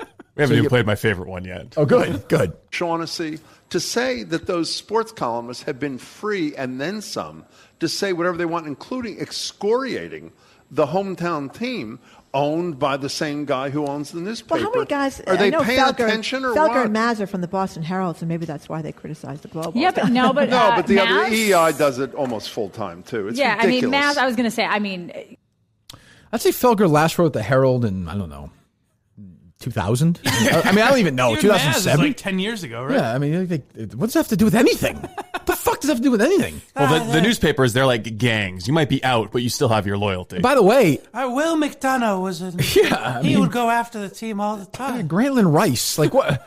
And by the way, the Herald, big of pussies is the Globe. Like, when are they critical? That's true. And I believe the Globe, the Herald prints their newspaper now. I believe at the Globe. Yes. They have the same printing service. They always have. So they're in bed with them too. Not they always have. I think that started, 5 or 6 years ago? That's not always. I think we're putting too much that's what I said. in Margery's. You said they always have. And that's what I said. I followed up, not always. Oh, okay. Yeah, sorry. Yeah, other than Howie, nobody at the Herald ever, there's no war. The Herald, every day, the Boston Herald, if you're around here, every day the Boston Herald should have a front page thing saying what we just said. About the Red Sox? What did John Henry know? Right. How is this happening under his watch? What's going on here? And go find that employee list. I've looked for a list of their employees. I guess they don't publish something like that. Well, if you go to their if you get the Red Sox media guide, you can find some people. You can find some front office people. But I'm talking people who work in the back gates. Yeah, clubhouse attendants. I think it's totally fair to ask what Tom Werner knew or didn't know about Bill Cosby. Sure. He made his entire fortune off of Bill Cosby. Right. He was nobody essentially until they produced that TV show and became. That show gave him, with syndication rights and NBC, $500 million. Yeah. Off the back of the most prolific rapist in American history. Right. No one's ever written that. Had that conversation. It goes away. David Ortiz shooting goes away. These things just float away into the sky. Why? Because there's only one place that does it. Me. That's it. Right. I mean, there's the other guy, there's the other podcast there. They might do some of it too. But I mean, that's it. And there's a thing where Thank you. Good. Where you're talking about criticizing Tom Werner. An acceptable answer might be, yeah, he heard that Cosby was having affairs. There's no reason he would go to rape. But that'd be a lie. But they don't answer those questions at all. It's just not. Right. And that'd be a lie. Yeah, well, when did you first read that deposition? Well, put it this way. Andrea Constand settled with Cosby in a rape case in 05 or 06. In 2013, before this started, before Hannibal Buress started talking, NBC with Mike O'Malley, together, we're going to start a new Cosby show with Bill Cosby with Tom Werner producing. Right. He knew all about it at that point. I knew about Bill Cosby when I lived in L.A. 20 years ago. I was nobody. When did the constant deposition become public? Hannibal Buress was a B-level, like a good comedian, but he's not an insider by any means. What's that, Steve? When did the constant deposition become public? The one where he admits to giving her Quaaludes? And I forget, but I mean, the trial... He basically confesses to rape in a deposition. Yeah, it was civil suit filed in 2005 and resolved in 2006 with a confidential agreement, $3.5 million. I mean, it's you know what's like a lot too, and that it's amazing when I see this on social media, and a lot of women tweet this too about what a boss and how like awesome Kobe Bryant is. Yeah. In this world, they treat him like he's awesome. He settled in a case where I think a teenager, right? Oh, I don't remember. She 18, 19, whatever she was. She was very young. Yeah. So he raped her. She raped him. Right. Or rather, he raped her, I should say, in Colorado. And everyone's like, oh, he's awesome. He's a Kobe face. Yeah, a 19-year-old hotel employee. Yeah. I didn't realize she was that young. Yeah. I mean, And he was also fairly young at that time, too. Oh, that's true. Here you go, Mike. That a boy. Well, I'm just saying. What does that have to do with anything? What the fuck are you talking about? I'm saying if he's 24, 19's not that young. To rape? No. I'm saying the age. No. Now we're getting. Boy, it didn't take long, did it? Never does. My next guest, Never Kobe Bryant. I'm just saying. Kobe, the triangle offense. You and Shaq. I mean, what did go wrong? The thing you guys are overlooking. I understand what you're saying. Laughing at me, but what I'm saying is, he's a 24-year-old. After Shaq, he still won championships, and that's what people forget. Yes, 24-19. You're right. For consensual sexual intercourse. Yes, that's what I'm trying to say. I would say to me, if my 19-year-old daughter started dating a 24-year-old, that might have an issue. Sure. But you're right. In a consensual world, they're both of legal age. I gotta say, his mugshot isn't that bad. Could be worse. That's true. It's not like the Tiger mugshot. But it's like it never existed. Right. Tiger Woods took much more shit. That's true. For what he did, which was all consensual, by the way. Yeah, just cheating on his wife. All consensual. Like, not great. Not a great look, but consensual. And his face was dragged in the mud for years. He was destroyed. His image was destroyed. Kobe Bryant settled the case, if I'm not mistaken. Now, that doesn't mean he's guilty. Right. But that he raped a girl. And he won an Oscar. And he got standing ovation. Yeah. So the thing is, after the Me Too stuff. He said, the same year it happened. Kobe said that it was an adulterous sexual encounter, but it was consensual. Yet as part of the settlement, he publicly apologized to her. Right. Though admitting no guilt. So what is he apologizing for? Maybe, I don't know. Who knows? That's part, My point is, it's just that hypocritical, I see people all the time tweet, oh, like Kobe's, this badass, like awesome guy. I'm like, well, I mean, which is it? Well, and even, let's say they settled. Obviously, she felt uncomfortable with it in some way, which is what people say about Louis or whoever now. True. Now, why isn't now Kobe? the other argument is there are times where if somebody accuses somebody of rape civilly, it wasn't prosecuted, and sometimes it's just easier to settle than to go through the whole thing. Right. And then maybe that's what happened. But my point is, there's no consistency. Like they treat all these people like they're pariahs. But Kobe Bryant, I see all the time, like he's coaching his kids, and he's fucking badass. And Bill Simmons has him on his podcast, and like, well, he's a fun-loving family guy. He's totally rehabbed his image. Like he's, I don't know. He changed that jersey number. It does a lot for him. He did, yes. Yeah. So I don't know.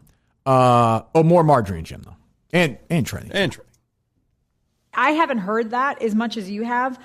It has become a parlor game, right? Like, let's just dump all over the Boston Globe. Right, they're in love. Well, also they're in love with Robert Kraft, and they can't stand John Henry. In certain media circles, in certain media circles. Come on, Margery. Mike, can you do me a favor? Don't do the Margery impression while I'm listening. That's it's kind of annoying. In certain media circles. Oh, it was actually her. I'm sorry. Well, I think what Jim is trying to say is the fan base. In certain media circles, Robert Kraft. That sounds rough. In certain media circles, Robert Kraft. Is that John Henry? Well, I don't understand. What he's saying is the fan base loves Robert Kraft and hates John Henry. I think we've articulated why. And a guy like Jim Browdy, who lives in a bubble, I think he's also saying the media or the radio guys. I think that's who he was referring to. Oh, maybe. Yeah, maybe. But I do think people just like. We've talked about this. People just like Kraft more. Kraft seems like a more. Maybe he's not. Well, I know, and Browdy doesn't know. I know what John Henry, his tentacles can reach. I mean, the Red Sox are not above. Let's just say there are advertisers who advertise with us in the past, or the president, or whatever, who also advertise with, say, Major League Baseball, just as an argument. Wouldn't surprise me if the Red Sox reached out to them. Like stuff like that is absolutely in play. Yeah. I'm not saying who specifically, but I'm just saying wouldn't surprise me. Yeah. This is the kind of people. These are petty, evil assholes who will take down human beings. Jim Browdy doesn't know that because he's a liberal shithead who sucks off John Henry. He'll never have to worry about any trouble in his life. Same with Trenny, like just a liberal idiot buffoon. They don't. And Margery obviously is in a different situation. I actually now am really concerned for Margery. In certain media circles. Can we call? Can we call a senior facility? Hotline. A senior facility. I want to see if we can book Margery. I want to know what the process is like. Maybe we could play some sound for them. Let's give them a call. Neil Peart was a hell of a trouble. I don't think she would even know who that is. But so not everyone's in your shoes to know the stuff that you know about John Henry. He does. Jim Browdy does. But what I'm saying is, even I, as a 16-year-old, thought John Henry seemed like a snake and Kraft seemed like an art. You know what I mean? Like, it's just the image that they portray. Whether you know inside information or not, John Henry just seems like a slime ball, which is why people don't like him naturally. Right. And he just seems like, and he just seems weird. Yes. He's fucking weird. He's an off-putting guy. Yeah. And he works with the Tom Werners and the Sam Kennedys, and they're just assholes. They could win 10 championships in a row, and people wouldn't like them. They just wouldn't like them. They'll like the players. They'll like the Red Sox. They'll like the team. They're never going to like those guys. Henry and Werner will never be likable. And Sam. Yeah. And Linda Pizzuti. They just won't like them. Yeah. What we got? Who are we calling here? Oh, you want to call Goddard House right now? It's a senior assisted living facility in Brookline. Yeah, let's see if we'll play some sound for them and see if it seems like it's the kind of place where she may need to go right now. That seems reasonable, no? Yeah, sure. Okay. Did Margery have an orgasm on this one or no? No. Oh. She still gets moist down there, though. That's good. Give her that. That's good to know. Jesus Christ. Margery, relax. Margery, we're trying to talk to these people.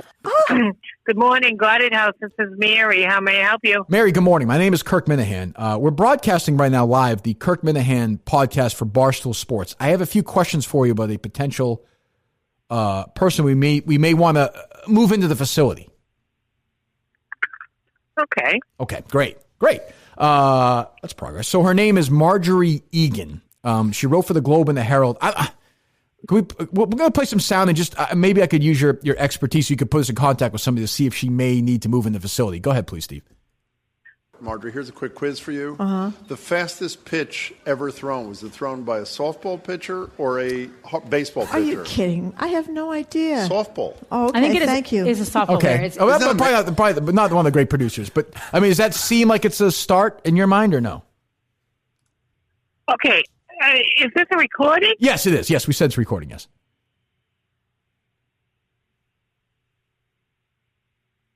We'll try one more. She got a little bit confused. 70. We just got an email from Nancy who points out 1 a.m. in the morning on the East Coast is 4 a.m. on the West Coast. So hardly any possibility of West Coast people watching this whole thing. It's actually backwards. It's 10 p.m., but that's okay. Oh, is it 10 p.m.? Yeah, so that's sort of that's like basic cognitive stuff. That, all right. We tried. She thought the case was We did say it was recorded, right? Yes, we did. Okay, good. When she said, is this recorded? I think she meant, are we playing a recording? Oh, that's not the sense I got. You might be right. I thought that's what she said.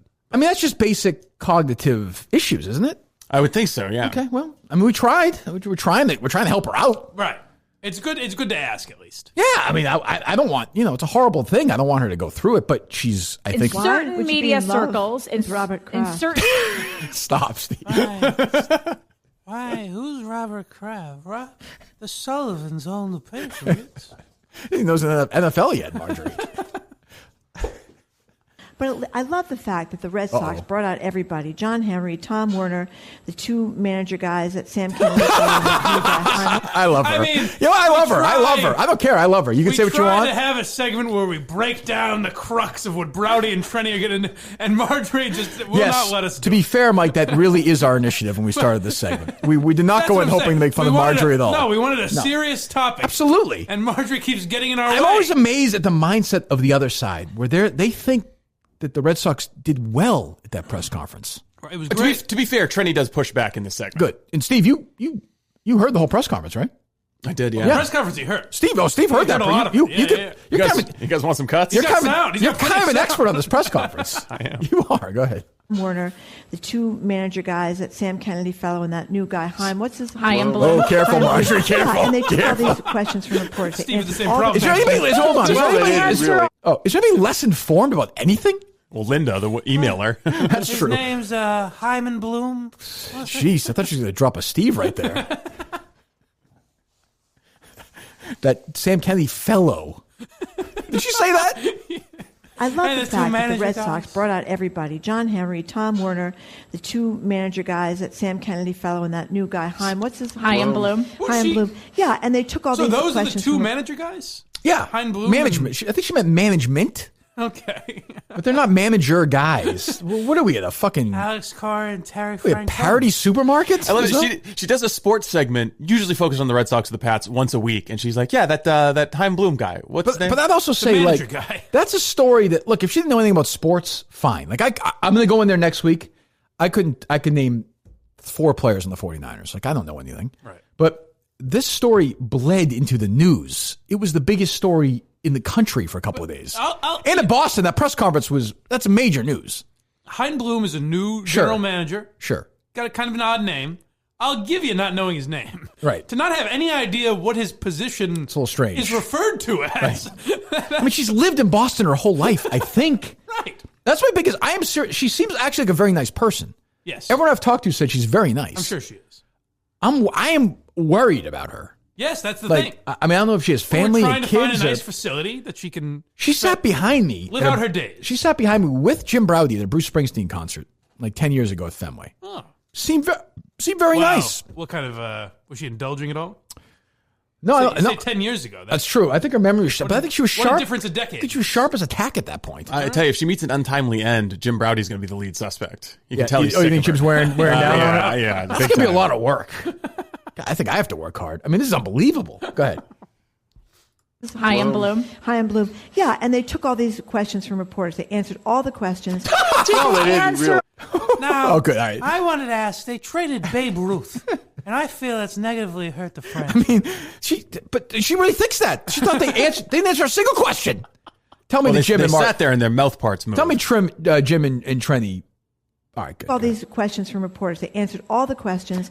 Well, they didn't answer all the questions. I mean, words exited their mouths. I don't know that they actually answered them. She loves that. Okay, so you don't think it was John McCain friend. like when John McCain spent 2 hours answering questions about his supposed affair that wasn't true? Not like that, huh? No. Can I put it another way? Farce. They had one more press conference than Robert Kraft has reference had there. since his trivia. So you missed it, where Jim Browdy pulls the cheating scandal back to Robert Kraft. Oh, well, yeah, sure. All right. But she was referencing. Is that your favorite part? Is that what you're talking about? What do you mean? Well, you said earlier, like, I haven't got No. My favorite part was the, why do they love that's great. That is great. So she references the press conference of a dead man.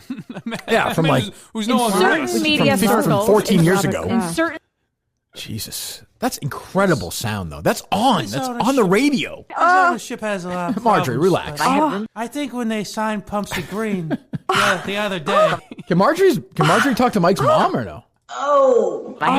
Hold on. My God. Go ahead. Oh, my God. Michael. Oh, my God. This is insanity. So me and Jim are both there. It's a foursome? Oh. Oh my God. Oh my God. Oh my God. Why is Mike laughing This is at this? poor taste. Michael. Don't stop. I like this. Oh. I love that. Oh. Oh. It's like dice. Oh my God. All right. Oh, my God. Brownie can't take it.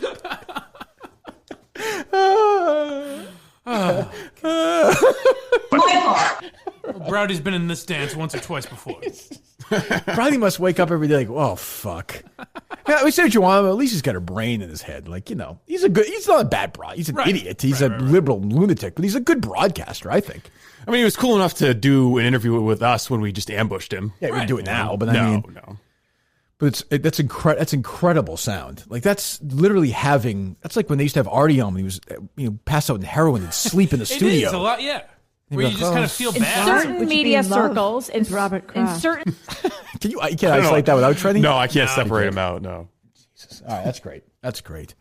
So that ties into a little bit of a show quandary we had yesterday that I wouldn't mind addressing right now. So we had that parody song drop. Yes. Yesterday. Yes. And we wound up bleeping out the last 2 or 3 lines of it. Is that right? Yeah, just the last stanza. Which is a debate. Oh, we did? I didn't realize that. Yeah, which is a debate that we wound up having. And I wasn't sure if we should do it or not. So essentially, let's play the song just without that part. Just as it sounded yesterday. Can we do that? Yes, I'll just stop it. And then we'll talk about the last line. I can't remember what got bleeped out.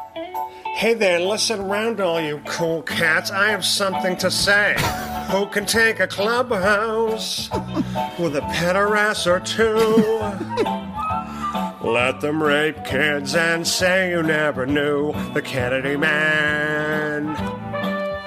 Sam Kennedy can. Who can take a camera, put it in center field, record all the signs just as long as you don't squeal. The Kennedy man. Sam Kennedy can. Sam Kennedy can, cause he swallows Henry's cum and says it tastes good. All right, now time out real quick. Let me just give you a little background on how it works around here. Okay. So I'm fully comfortable with that line being out there because it's 2 men. And that's what was bleeped out? What? Just what we just played? No. That's in there. I'm saying I'm fine. Well, we just played it. I'm fine with that. That's and I don't think Sam Kennedy is blowing John Henry and John Henry is shooting loads down Sam Kennedy's throat. Parody, it's a parody. I could be wrong. If they are and they're consensual and they're happy, that's fine as well. Who could blame Sam Kennedy for that, right? Right, of course. So I think in a world you're never going to get in trouble for that. No. Like if I play that on the EI, I think I get in some trouble. But yeah, here, maybe. Well, yeah. But here we can play it. So is there anything else before we or no? No. Okay. No. So then he gets into refresh my memory. There's a John Henry's in the dark room. Sam Kennedy has bent Linda Pizzuti over. Yes. Okay. And is having sex with her, correct? Right. That's all coming back to me. Yeah, so I wound up thinking, well, I just think it's tricky with a woman. Yeah. I think there's a double standard where if we did that, is it going to be an issue? And there's also a cost-benefit analysis where the song was funny and people laughed their ass off about the first 2 verses, so that's done. People have laughed. I struggled all day with it yesterday. Is it, the easy thing is to say, fuck it, we'll do it. Yeah. But I don't know. So, we just said what it is, so it's not like it really matters, but we're talking about it, which I don't think, by the way, nobody else would do, right? No. So I found an interesting debate. Was it worth it?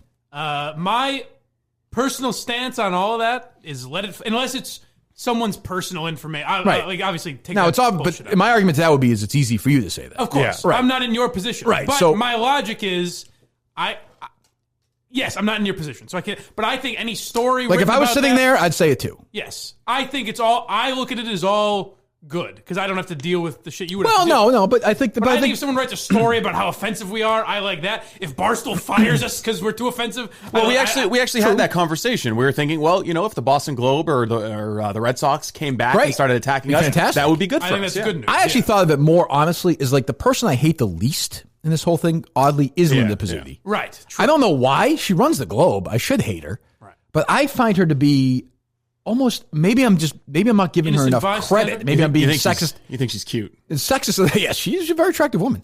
Maybe I'm being sexist in that way. I don't think she's evil. Like, I think Sam Kennedy's evil, but she runs the Globe. She put Shirley in that position. Yeah. So maybe you're right. Maybe we should let it fly and play the lyric. I don't know. I looked at it from the perspective of if we include it, is it going to cost us advertiser dollars? I don't or think so. downloads? I don't think so. Definitely not going to cost us downloads. I don't think so either. But downloads. Is it going to get us more downloads? Is it going to get us more advertiser dollars? Well, yeah, but we kind of neutral. Well, I mean, I don't know. That Margery segment we just played, is that going to give us more advertisers? No. Right. Downloads? No. Does the audience love it? Will they keep? Yeah, that's true. Is that the stuff You they could also want every make- day? you could By the also way, argue- I also think this conversation, the audience is like, oh, Jesus, no one else is going to have this conversation. Yeah, true. As opposed, we could have just never mentioned it. But I felt like it's worth. I thought about a lot yesterday. It's an interesting. I always criticize when people treat women differently than men and they're softer on them. That's sexist in a way. Am I being sexist because I let Sam Kennedy's. You've got two different standards. One standard for women, one Sam standard for Kennedy could shoot his hot load down John Henry's throat, right? Yeah, it is. But he can't have sex with Linda Pizzuti in a parody song. It is a form of sexism. I guess it seems like a harsh word, but Well, whatever it is. No, it's fair. It's sexism. You've got one standard for men and one standard for But I women. think you do too, right? That is what it is. Yes, Yeah. of And you course do I too, right? Of course. So I don't know. I just don't think there's anything wrong with having different standards for men and women. But that Neanderthal. But it is, and it is. Like, there's a weird thing now where it is wrong. Well, why can't I mean? If you had an altercation with somebody, some guy, and you shoved buddy of him, mine? Yeah, and then or you that would be totally shoved fine. Alba, it would be very different. right? So I mean, there's a double standard, right? Yes. Okay, and there should be one, right? Yes. So is that sexist? Yes. It is. Yes. Well, I mean, should There you women go, Mike. There he is. should the physical requirements to join the army be the same between men and women in terms of push-ups? Yes. I mean, well, in an ideal world, Yes, but it's not. in the PC world, it's not. Well, with fire departments, we see this all the time, but my point is right? And women, on average, are not as strong as men. That's why domestic violence. I mean, I don't know if our domestic violence in gay relationships between men is that stigmatized? Is that reported as free? I don't know. I would feel differently if it was the Mike Geary show. Then I would think, oh, my name is I would think differently. It's not even I think that. I just think more of, I think I fell into that double standard yesterday. I'm like, I'm going to treat a woman differently than a man. Yeah. Why don't women have to sign up for the draft? What? That's the ultimate double standard. Women don't have to sign up for the selective service. Yeah. I mean, shouldn't that be the case then? I would, if we want full equality, yeah. Right. Why not? But you don't see women out there on the front line saying they want to be signed up for the draft. Right. I mean, I think we could play the lyric now because we're debating it. Don't you think, or no? Sure. I mean, I think we're debating it. So good. So, yeah. Baby, John Henry's "Come Baby" will quench even the most voracious thirst. Hold on. So that's all in there, right? Yeah. Okay, so that's all in the show. All right, go ahead. Sox love pederasses, baby, but wait till you hear what I have to say next. Here's where we cut it off. You're gonna love it, babe. Who has sex with Linda while her husband watches by? Do her from behind in a sweet-ass poontang pie. Yeah, I mean, this is, I don't know. It's like, I mean, it's like sort of, I mean, I understand why it's funny. I'm not pretending I didn't laugh at it yesterday. Yeah. But it's purely satire. It's a clip, though. The men laughed at the sexist song. Right. And sort of this idea that Linda slept away the top or whatever. Which, right. Yeah, and it's queuing you up to get hit with the typical complaints that Barstool always gets hit with. Oh, look at those three white men joking around about an adulterous affair and blah, blah, blah, blah. But isn't John Henry, in the previous stanza, having the adulterous affair in the parody world? Oh, yes. Right? I mean, that's an affair. Yeah. He's having Sam Kennedy's, Sam Kennedy's blowing him, right? Yeah. Right. I guess it depends on what your definition of is. But they're having an affair. So why isn't that treated? Why isn't that media jumping up and down about that? I don't know. Maybe it's because the whole Sam Kennedy, Linda Pizzuto thing is plausible. Just relax, Steve. She would never give her some credit, would you please? I always say, if you can defend it, let it fly. And I Sure. think the easiest defense is I found it funny. It's not a good enough defense for a lot It of people. is for me. But I think if you find it funny, I think you should just do it. See, I think I'm going to say It's tripped not going up. to hold up until I heard Reamer said about your guys clipping that Netflix documentary. Oh, yeah. Because you got to admit that doesn't hold up 5 years later. It's like, well, maybe not, but how are you supposed to predict that? Also does for me. I will stand by that. I have no I'll problem stand by with that forever. It's about a fucking murderer. And it's a joke. Yeah, and It's not shaming and it's him. purposely satirically sophomoric. Right. Like I didn't think I was doing great comedy there. Like I was kidding around, obviously being dumb on purpose. Right. But if you live your whole, I guess my point And by the way, is, if Reem was in the room, I would have made the same joke. Like I don't. Right. It doesn't. You know. But I guess my whole point is you can't live your life saying, well, this joke is funny to me now, but will it be funny in 5-10 years? I was watching Rogan the other day with, jeez, what the fuck's his name? Bill Maher? No. Another podcast guy he has on a lot. Shit. And they were talking about something similar to this. And this guy was talking about how he taunts Andy Richter all the time. Because Andy Richter's one of these big liberals on Twitter. Is he the Daily Show writer? What's his name? Oh, Andy Richter. Andy Richter, I think, writes for the Daily Show. No. Andy Richter. Andy Richter's Conan's sidekick. Oh, Andy Richter from Conan. Oh, okay. They were talking about Andy Richter, him and this guy. Jeez, I forget the guy's name. He's on there once in a while. And he was saying, making fun of him. And then they were getting the conversation about how if you have a free-flowing conversation once in a while and trying to be funny, you are going to say stupid shit. Of course. And so what? Yeah. So what? You know? I mean, that's what got Shane Gillis. Right. That parody song is stupid, but it's funny. It's supposed to be stupid. Right. It's about the fucking Candyman.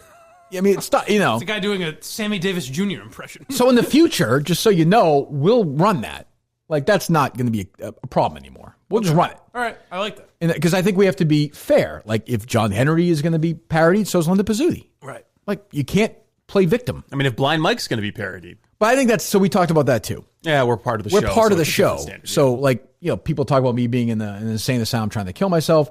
Talk about Mike and his mom. Oh, and right. Or Steve's lies. That's different. Well, Linda and Sam are more than welcome to come join us and defend themselves. So they've been offered that. They've been offered that all the time. But I do think that we're going to treat everyone equally here. Right. And I fell short of that yesterday. And we shouldn't do that. If we're going to be that kind of show, well, you know what? If you're a woman, you're going to get dumped on the same. If you own the Globe, as if a guy owned the Globe. There we go. You know, if John Henry was the principal, we wouldn't have changed that lyric yesterday. We didn't think twice about it. You hear that, women? We're coming for you. We haven't been hard enough on you bitches. Let's go. Let's go, fellas. Feel strong. We're just embracing full equality between the sexes. Correct. That's all. So I like it. Yeah, it's a terrific parody song too. And by the way, the word is parody.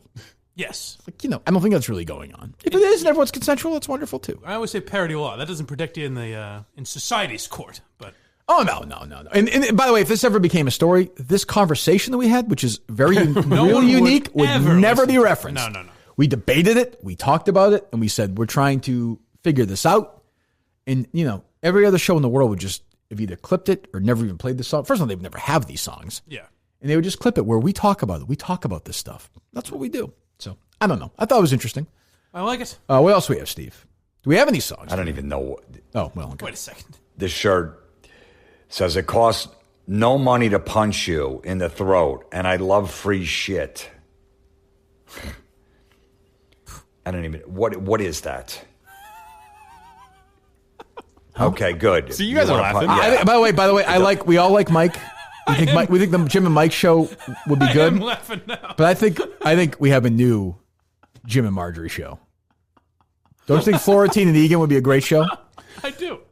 I mean, wouldn't you want to hear Costs that? money to punch you. Okay, so when you get arrested, and for assault, but what does the shirt say? charged with battery, have to get lawyers. Yeah. Yeah, but that's how about not the gonna shirt, cost though? you anything. No.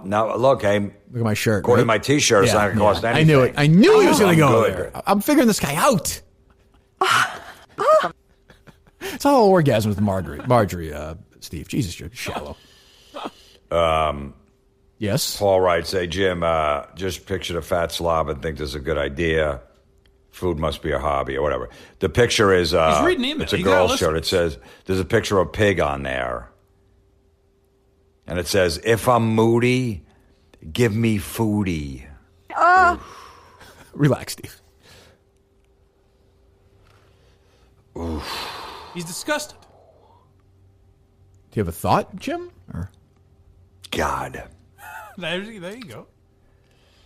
My buddy Chad Zumock, I don't know if I told this in the podcast a few weeks ago.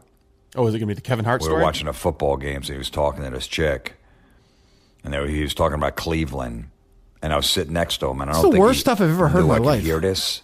And he was talking about the town. He's like, "Yeah, man, I'm telling you, Cleveland's really changed, especially downtown Cleveland. It's a real foodie town." A foodie town. I heard him say, "What'd you say? What'd you say, motherfucker?" He goes, "Oh man." I go, "No, seriously, what did you say?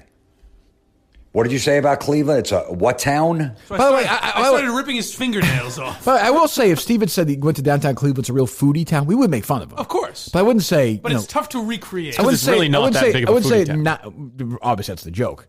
I wouldn't say that 19 times in a row, though. Yeah. I would say, it's a foodie town? It's a foodie town? I've tried to be the voice of Jim Florentine on this program. I've tried to defend him a little bit, but it was rough when he says, like, yeah, you got a new shirt that says whatever the fuck it said, and then he goes, oof. And he doesn't have a thought about it? He just moves away from it? What is that? You can hear him. It's sad in a way, because you can hear him trying to think of something funny, and he's got nothing. Exactly. There you go. Exactly. 2 peas in a pod, Jim and I. What's this? Is my guy Bedard? Yes, that's a 2015 story from Greg Bedard about Aaron Hernandez that seemed. Said Aaron Hernandez might be on the trading block. What's the one about urinate? What would you text me about? So apparently the story is that maybe in 2013, way before this story was written, he was in Indianapolis and he was at a sports bar with a bunch of other sports writers. And Aaron Hernandez walks into the bar. Oh, yeah. And so they're all hanging out. They're having a good time. They're having some drinks. And he's trying to press him for information about the Pats, whatever. Oh, I got it right here. I'm going to read it. I'm sorry. Yes, I remember we talked about this at the time on the old show. I didn't believe it. The Hernandez thing was so weird in that I was talking about this with a buddy of mine from L.A. last night, actually, on the phone. Because he watched a documentary on Netflix. And he's like, "You're in it." I was like, "Oh, I am? I didn't know that." I love it. I hadn't heard. Wow. He's like, they kind of blamed you for it. Did they really? He's like, you used to be the EI. You're the guy who was trying to bring you down. And Hernandez was on the Patriots. Did you know? I was driving so once a year, from like 13, 14, 15, maybe 4 or 5 years I did this. We did a remote at the PGA tournament in Connecticut, at the one in Cromwell, Connecticut, the morning show. You know, Travelers? The Travelers, yeah. We would do a show there every year. The first time I did it was 13. It was in the summer. I was driving there, and I got a call from, I think, Chris Price, who was the Patriots beat writer for WEI.com at the time. I almost want to say it was Curran, but I think I'm wrong. It's one of the two. I can't remember because I talked to both of them that day. And he said, "Just so you know, this thing in Attleboro, this murder," and I was like, "I don't know what you're talking about, really." It happened the night before. I remember I'd maybe seen the news. He's like, a lot of people are whispering that Aaron Hernandez killed these guys, like killed somebody. Really? It's him. I was like, Jesus, really? This is the night after it happened. This is the afternoon after it happened that night. Wow. You know what I'm saying? Like it happened at night, so it was that afternoon, and people were already whispering. And then, maybe then I called Curran. Maybe that's what it was. Because I knew him then because I was doing TV at there. Yeah. And he was like, "Yeah, I'm hearing that too."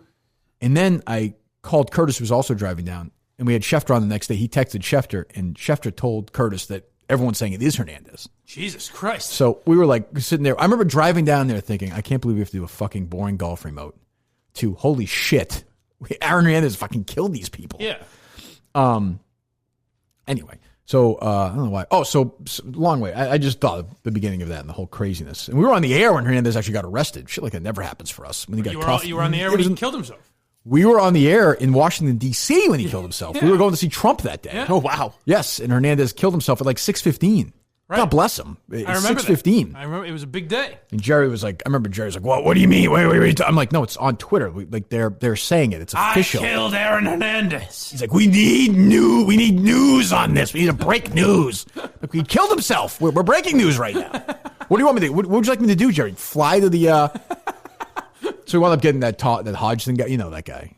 Tom Hodgson. Yeah. Bristol County Sheriff. Yeah. Rare to get him in front of a microphone. We managed to pull it off that day. Huge talent. We used to fill in for Howie, right? He does now. Really? How bad is that? I haven't got a chance to listen to much of it. Okay. He doesn't think it's good.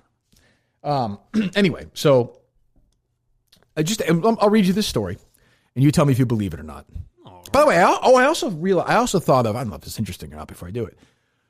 So I would occasionally go to Foxborough before I was on the radio, like just sort of would fill in and do some games and write some columns.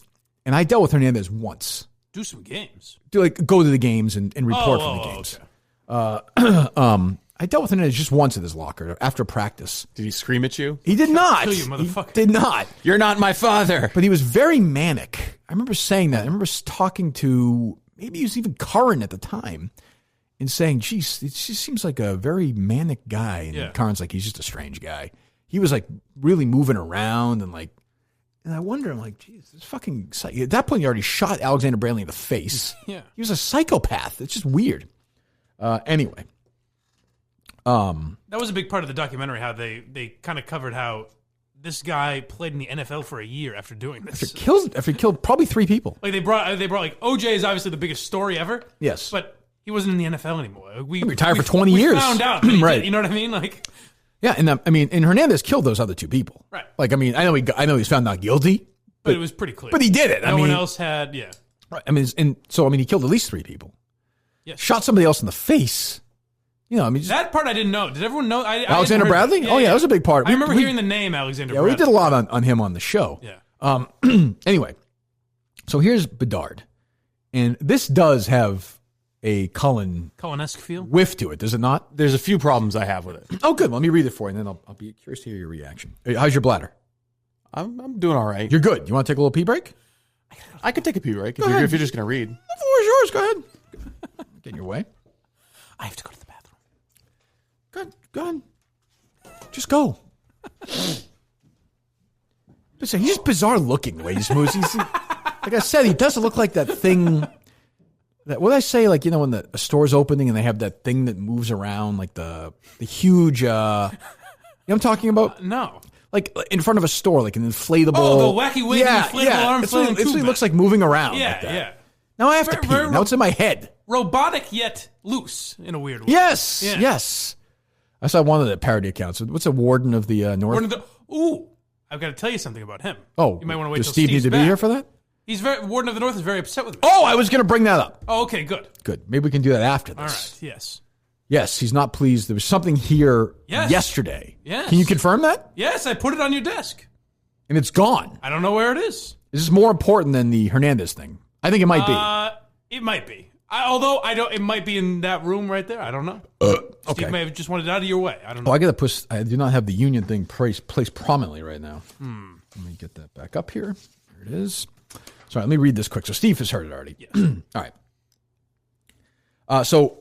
At a scouting combine in February 2013, I had heard from a source close to Hernandez who was flying in from LA to Indianapolis to meet with the Patriots and ask for a trade. He felt in danger from a gang back home. I cannot confirm the details of the story. He's with Sports Illustrated, Greg is at the time, and didn't know what to make of it. As a reporter, you could never be sure if Hernandez was being square with you because he'd say something and then wink or laugh. The same is often true with stories about... I just got somebody tweet at me yesterday and said, I say often, it should be often.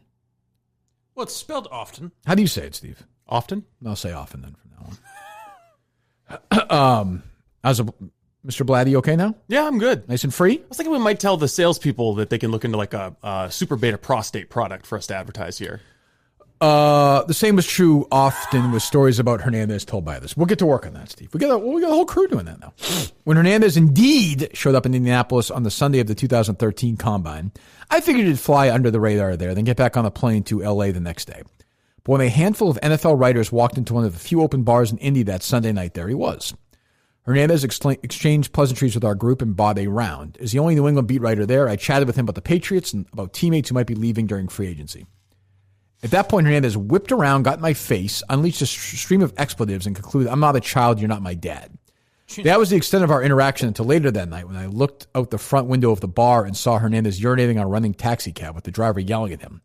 All I could think was, great, Hernandez is going to get in trouble and I'm going to have to write about this nonsense. Good instinct. I asked a confidant of his if he might want to go get his friend. He won't listen to me, so why don't you go get him? Okay. For some reason, I didn't think this was unreasonable. I went outside, walked up to Hernandez, and suggested he should probably use the restroom inside unless he wanted to get arrested.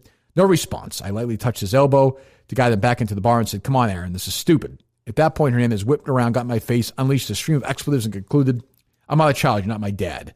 Well, you're acting like a child. Fine. Do what you want. Then I walked inside and joined some friends at the table. Be great if he killed Greg Bedard. So there you go. So, first of all, the story is complete bullshit. Well, I believe it up until I went outside and tugged his arm and said, come on, Aaron, get back in here. There's a couple of things here. First of all, he's admitting that he accepted a round of drinks from Aaron Hernandez, a potential subject of his reporting. If he was a real reporter, he would not. No, the accept sport writers are they're okay. They're different breed. I'd like to know why has no other writer ever talked about this.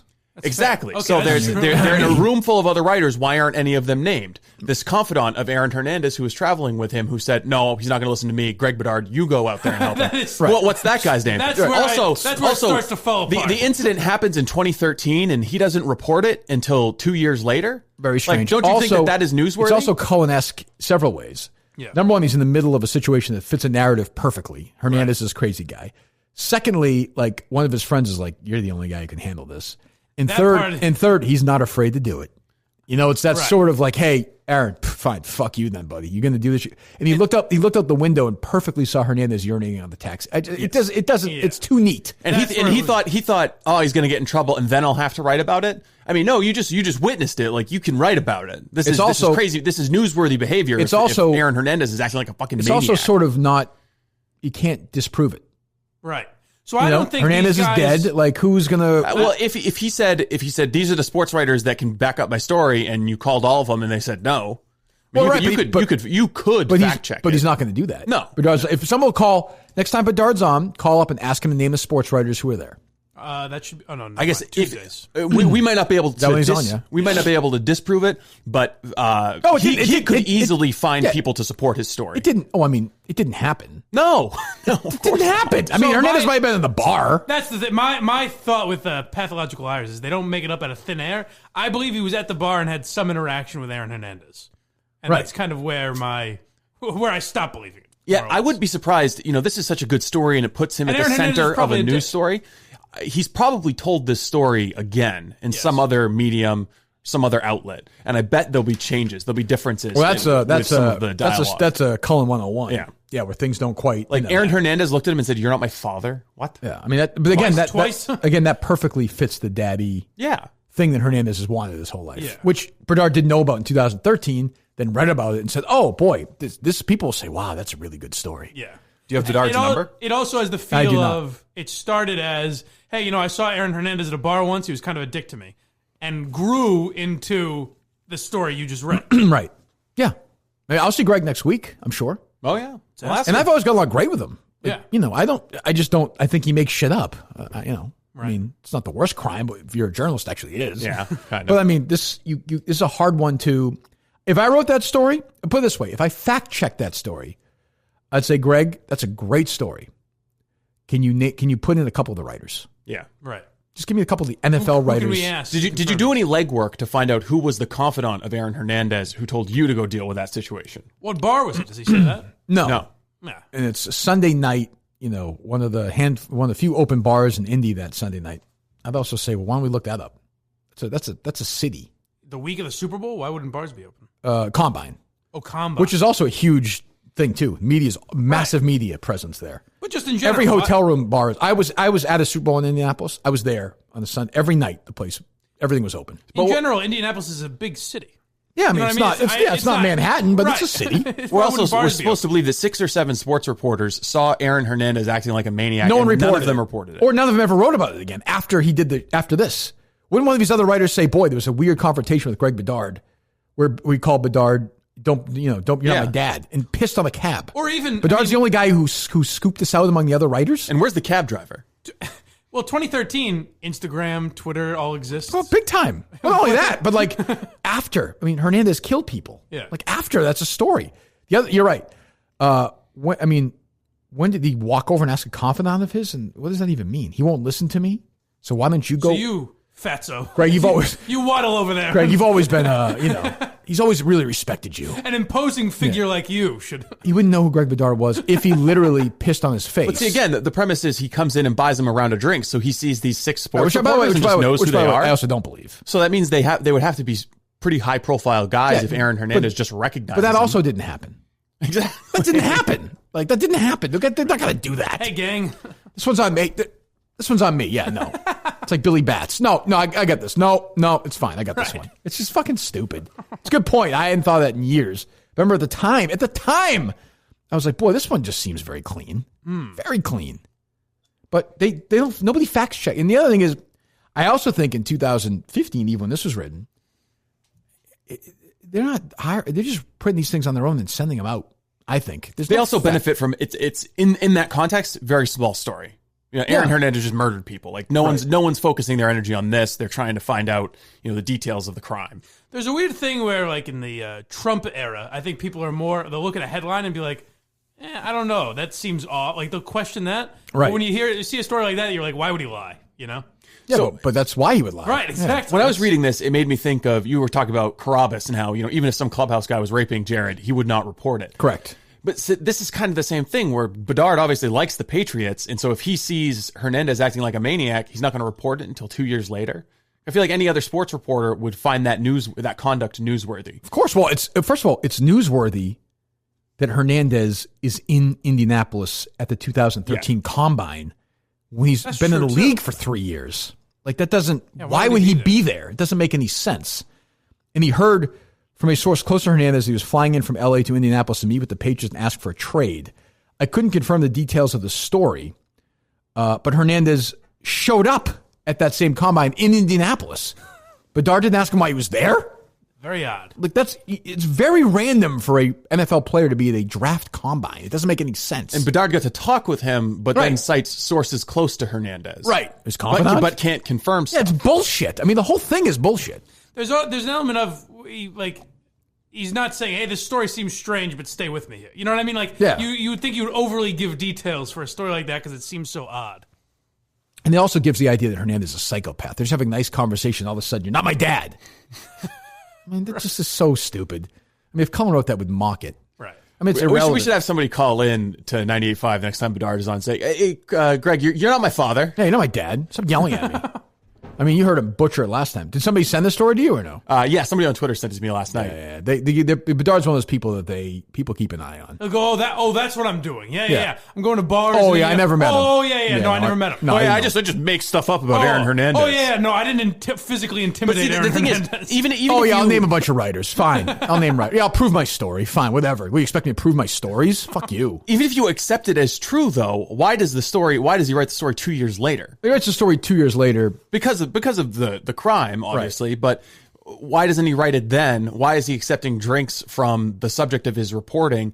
There are a number of other problems with it. Oh, it's like 50 problems. The idea that he's there is, to me, if I'm a football beat writer for the Patriots and Aaron Hernandez shows up in Indianapolis at the Combine, and I've already heard he claims from sources that he's there to ask for a trade, I'm going to start digging in on that. And by the way, he's getting smashed the night before the Combine. Well, he's not doing the Combine. He's not performing. Yeah, I know, but still, I mean, he's out raised in hell the night before he's going to have presumably a meeting or something. True. I mean, why are you there?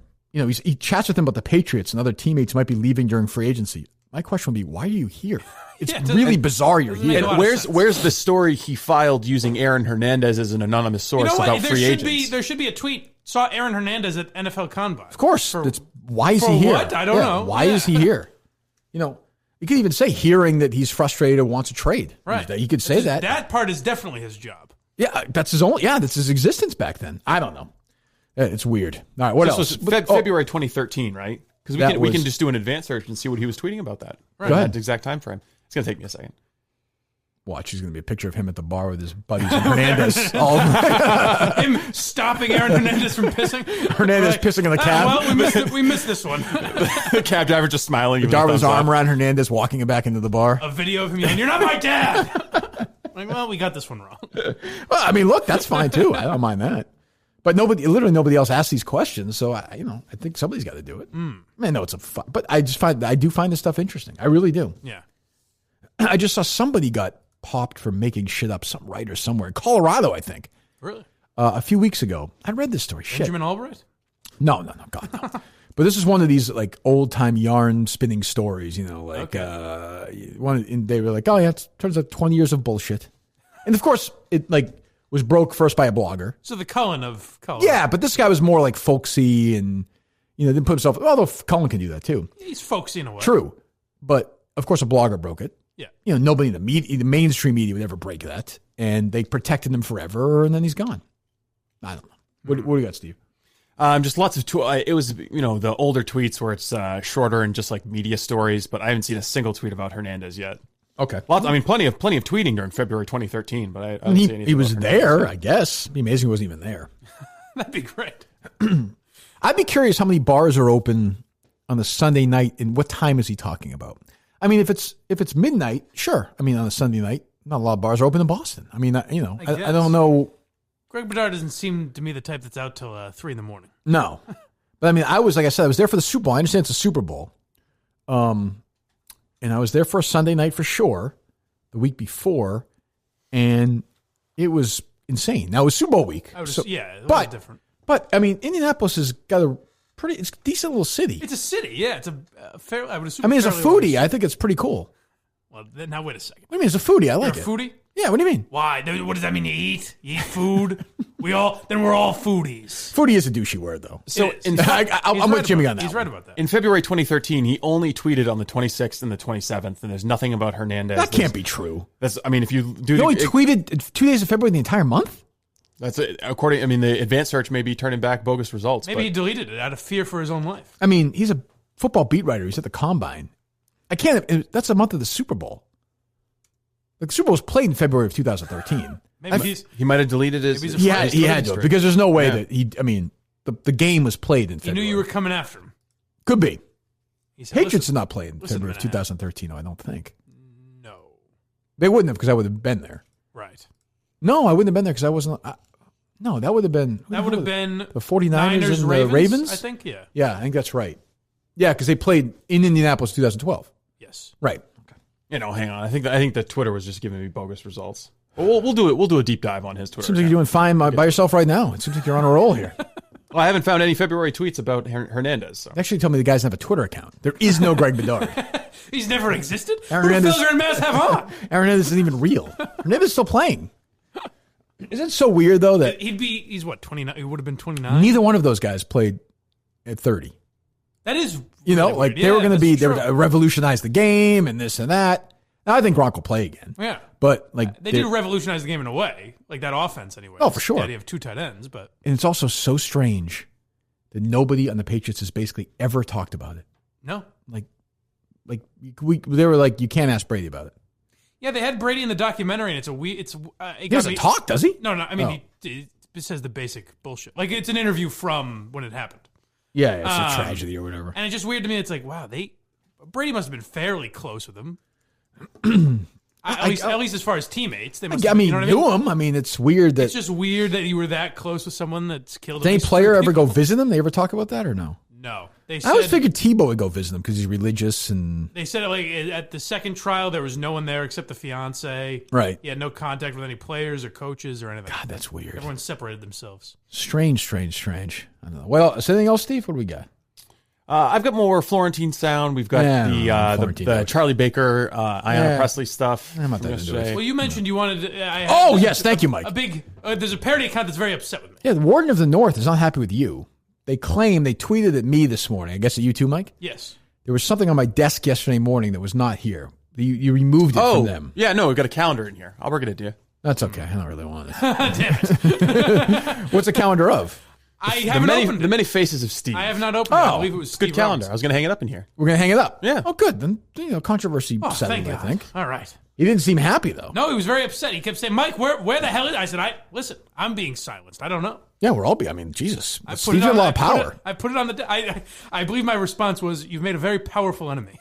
It's true. I have this notice still here on the desk, the union thing. That's where it's going to stay? It has to be publicly displayed. I took a picture of it this morning and sent it to HR. Because you said Barstool was concerned. Yes. I got an email from HR and I got an email from Erica. Just to you? Yes. Well, no, it might have been sent to the other satellite offices that hadn't made it a number one priority. Okay. Good. And what is it? Do we have to put it on camera? It's part of the settlement. Yeah. Part of the settlement is that it has to be displayed in a very public place for 60 days. Huh. Starting today, yes. Then we can just get rid of it. So it's going to be at my desk for the next 60 days. Yeah. Well, I mean, do I have to bring it to Florida with us? Does somebody have to have it on the wall? Yeah, we could. I don't know. I was probably just going to throw it away after today. Fine, yeah. Is anybody going to bring it to? Is going to be one to Florida? It's going to have to be. Them's the rules. We might have missed an opportunity to put it on a shirt. That's true. I don't think Dave really cares about it. Do you? I don't know. It's pretty humiliating. Yeah, he's going to go back and delete his tweets. Although I guess he's comfortable with that now. Yeah, it's not an issue for him. I would be wilting inside if AOC was dunking on me like that. Even if it is making her look like a dummy. Tweet is stupid, but yeah, that's true. Well, yeah.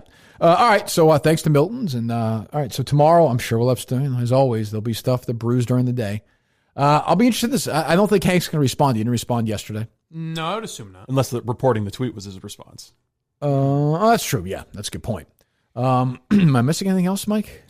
Not that I can. Nothing pressing that I can think of. I mean, people want me to. A duel. Yes. The Minifans have found Adul's office telephone number. Oh God, leave the poor guy alone. They called him on Monday, but he was out of the office. Leave him alone, for Christ's sakes. Leave the guy alone. He's been through enough. Where is he?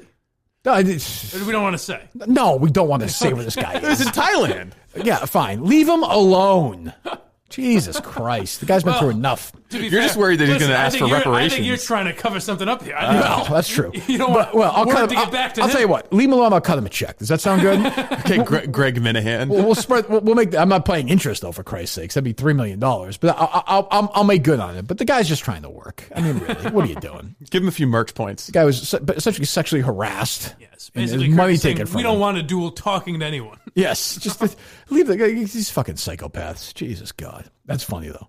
Do I have to respond to yesterday about Jerry, or we're good? Oh, did you talk with him at all? No, he called me last night. I didn't have a chance to talk to him. You ignored his telephone call? How do you feel 24 hours later? Like I said, stand by everything I said. I don't, I know some people were understood, were with me. Some people thought I overreacted. I certainly understand both sides of that argument. Well, I mean, you had a point and you overreacted. Correct. I take that stuff very, very personally. Too personally, probably. I will admit I'm guilty of that. But I will always be guilty of that. That's life with me. That's not going to change. Well, the clip of you yelling at Dave sure was great, right, guys? What do you mean? No. I asked for it 3 times yesterday. I didn't get it from the fucking intern. Oh, what do you mean? Oh, from Will? Yeah.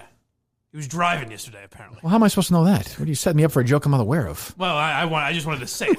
Good. What's the point? You get your revenge. This motherfucker. I thought that would have been a great clip. You yelling at Cullinane on the phone. That wasn't on the Twitter or anything, right? Certainly was not. We can clip it today. That's his. Well, great. Yeah, big whoop. Well, why don't we give him a hot dog eating contest next? Jesus. Son of a bitch. Really? Yeah.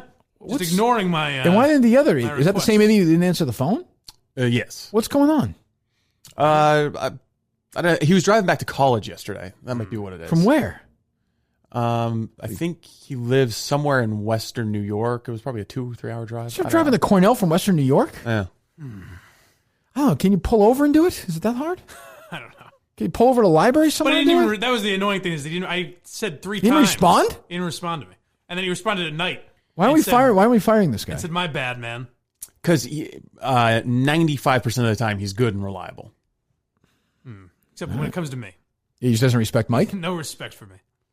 Boy, Cullinane was not happy, though, Steve asked next time. Yeah, good. Cullinane was, that's what I wanted. A mad, fired up Cullinane. Poor Dave, he just can't get his point across, though. Like, he just can't, he can't articulate it. My favorite. So much anger. And I'm like, what are you trying to say? We called him a 3rd time. I was like, go ahead. What do you want to say? My favorite was, I think it was actually the one time in the phone call I had stopped laughing. Right. And Dave goes, "Oh, it's real fucking funny, Mike." As if this is a matter to be taken seriously. That was fun. I'm like, Dave, just give me an example. Oh, yeah, great. Yeah, I don't have an example, okay? Fine, you win. I'm like, yeah, that means I won the argument. I'd like to have a hidden camera when he's arguing with his older children. Like, getting into an... He's probably going to be losing arguments. He's going to be losing arguments to his 10-year-old. Does he have a 10-year-old? No, eventually he will. We did that Great Thinkers episode, and the kids were crying. He goes, "Hey, stop it! I'm doing something." Dude, yeah, he sure is.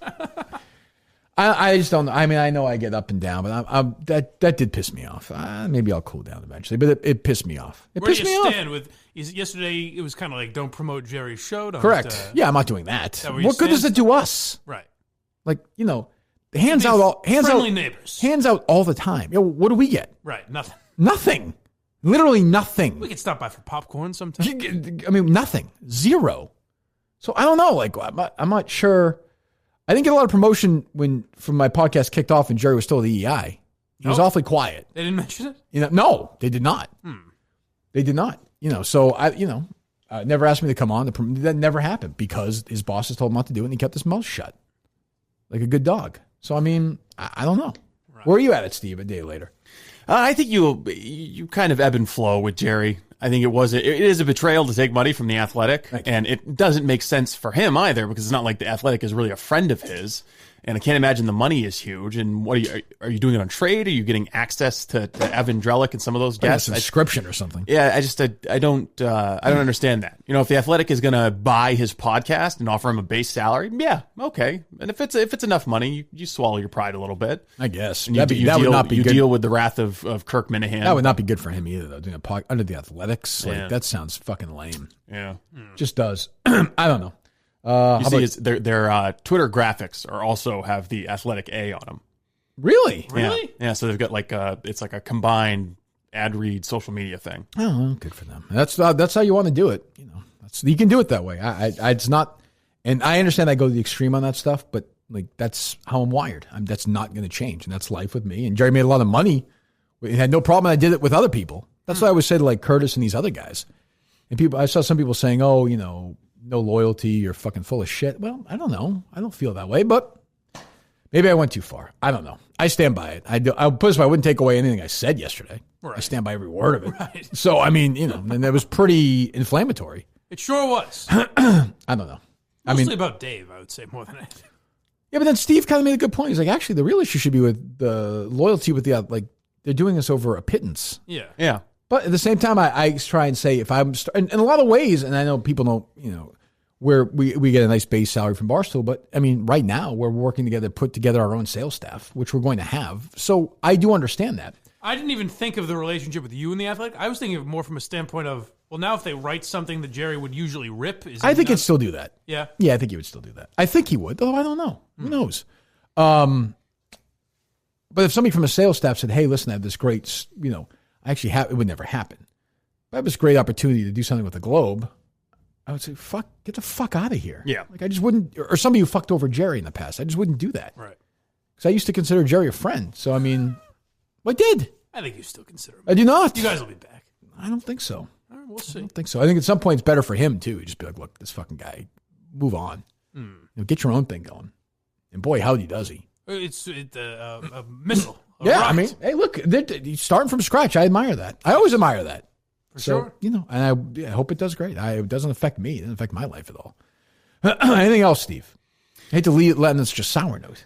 Oh, we got to figure out what the Minifan tattoo is going to be. Oh, yeah, well. Because that is a knocking on the door. What I've been seeing the most is the drawing. Yes. Is that hard to do? That, for me, is the lead candidate. Yeah, no, that'd be easy to do. I think it'd be easy, yeah. The terms is that it's not going to be a colored one. I'm sorry? Oh, Jesus. It's not going to be multicolor. Oh, I've got you. Okay, fine. Oh, thank God. The fuck? I don't know what you meant. God. I don't know. After the last couple of days, who knows? We can't be sure. Jesus God. It's going to be a black tattoo. Is that better? I'm not sure. You get to choose. I'm not sure about that. You get to choose one. You get to choose one tone of ink. Okay. There you go. And we're going to be doing a lot of Buffalo Wild Wings and Hawk and Cheese next year. Ooh, this year. Yeah, this year. Sorry, we got all kinds of stuff like that. And it looks like we made a nice deal with the tattoo place, right? Yes, we have. Yeah. I love Buffalo Wild Wings. Look at this. And I love cheese. And I'll get myself a tat. Good. Yes. So we're going to figure out a date, and the Minifans are going to go get tattooed up, right? Anybody who wants a free Kirk Minahan show tattoo will be able to get one. Oh, it's free? Yes. Oh, that's nice. What a deal. Yeah. Wow. I saw the Minifan wife and her husband, they're both going to get them. Yeah, I think they're doing it independent of us. They've already made their appointments. But if they're listening to this, they should cancel and come do this because the tattoo parlor is usually closed on Sundays, but they're going to open it up just for us. We'll come in there and record a show, and every Minifan who wants a Minifan tattoo will be able to get one. We do that probably in March, right? Yep. Okay, so we have that announcement. Line them up and roll them right. Any update with the lawyers on Wilbur? No, I got to follow up with them today. Okay, fine. One update. We might have better winter weekend video now, 3-4 days later. Possibly. Really? Yes. It doesn't look, it's not. From an outside source? Yes. I think you might be able to see the owners or something. Oh, that's good, though. I'd be curious to see that. Huh. All right. Well, we're going to release that today? If it's any good. Have you even seen it yet, Steve? No, the guy sent me an email with no attachment. Oh, why don't we hold it? Do we have any Featherston stuff from yesterday or no? Feathers and stuff wasn't great. Didn't sound good? No. Okay. Yeah, the tattoo thing. That's interesting. Good. That'll be fun. Yes. I think. I've never been inside a tattoo get parlor. No, you might get creeped out. Why? Being in a tattoo parlor. The I smell. can't get a tattoo parlor. As a Muslim, I can't do it. It smells like antiseptic and blood. Really? Yeah. What's weird You have a weird smell. Quite a promotion. A couple of years ago, I took that leave in September. And this is actually a couple of years, 2018. And I went driving around the country for a couple of days. Mm-hmm. I went for a run in a town in... I'll get this right. I want to say Colorado. I don't know. It was a little downtown. And there was a tattoo parlor there. And I almost went in and got a tattoo of like my kids' birth dates.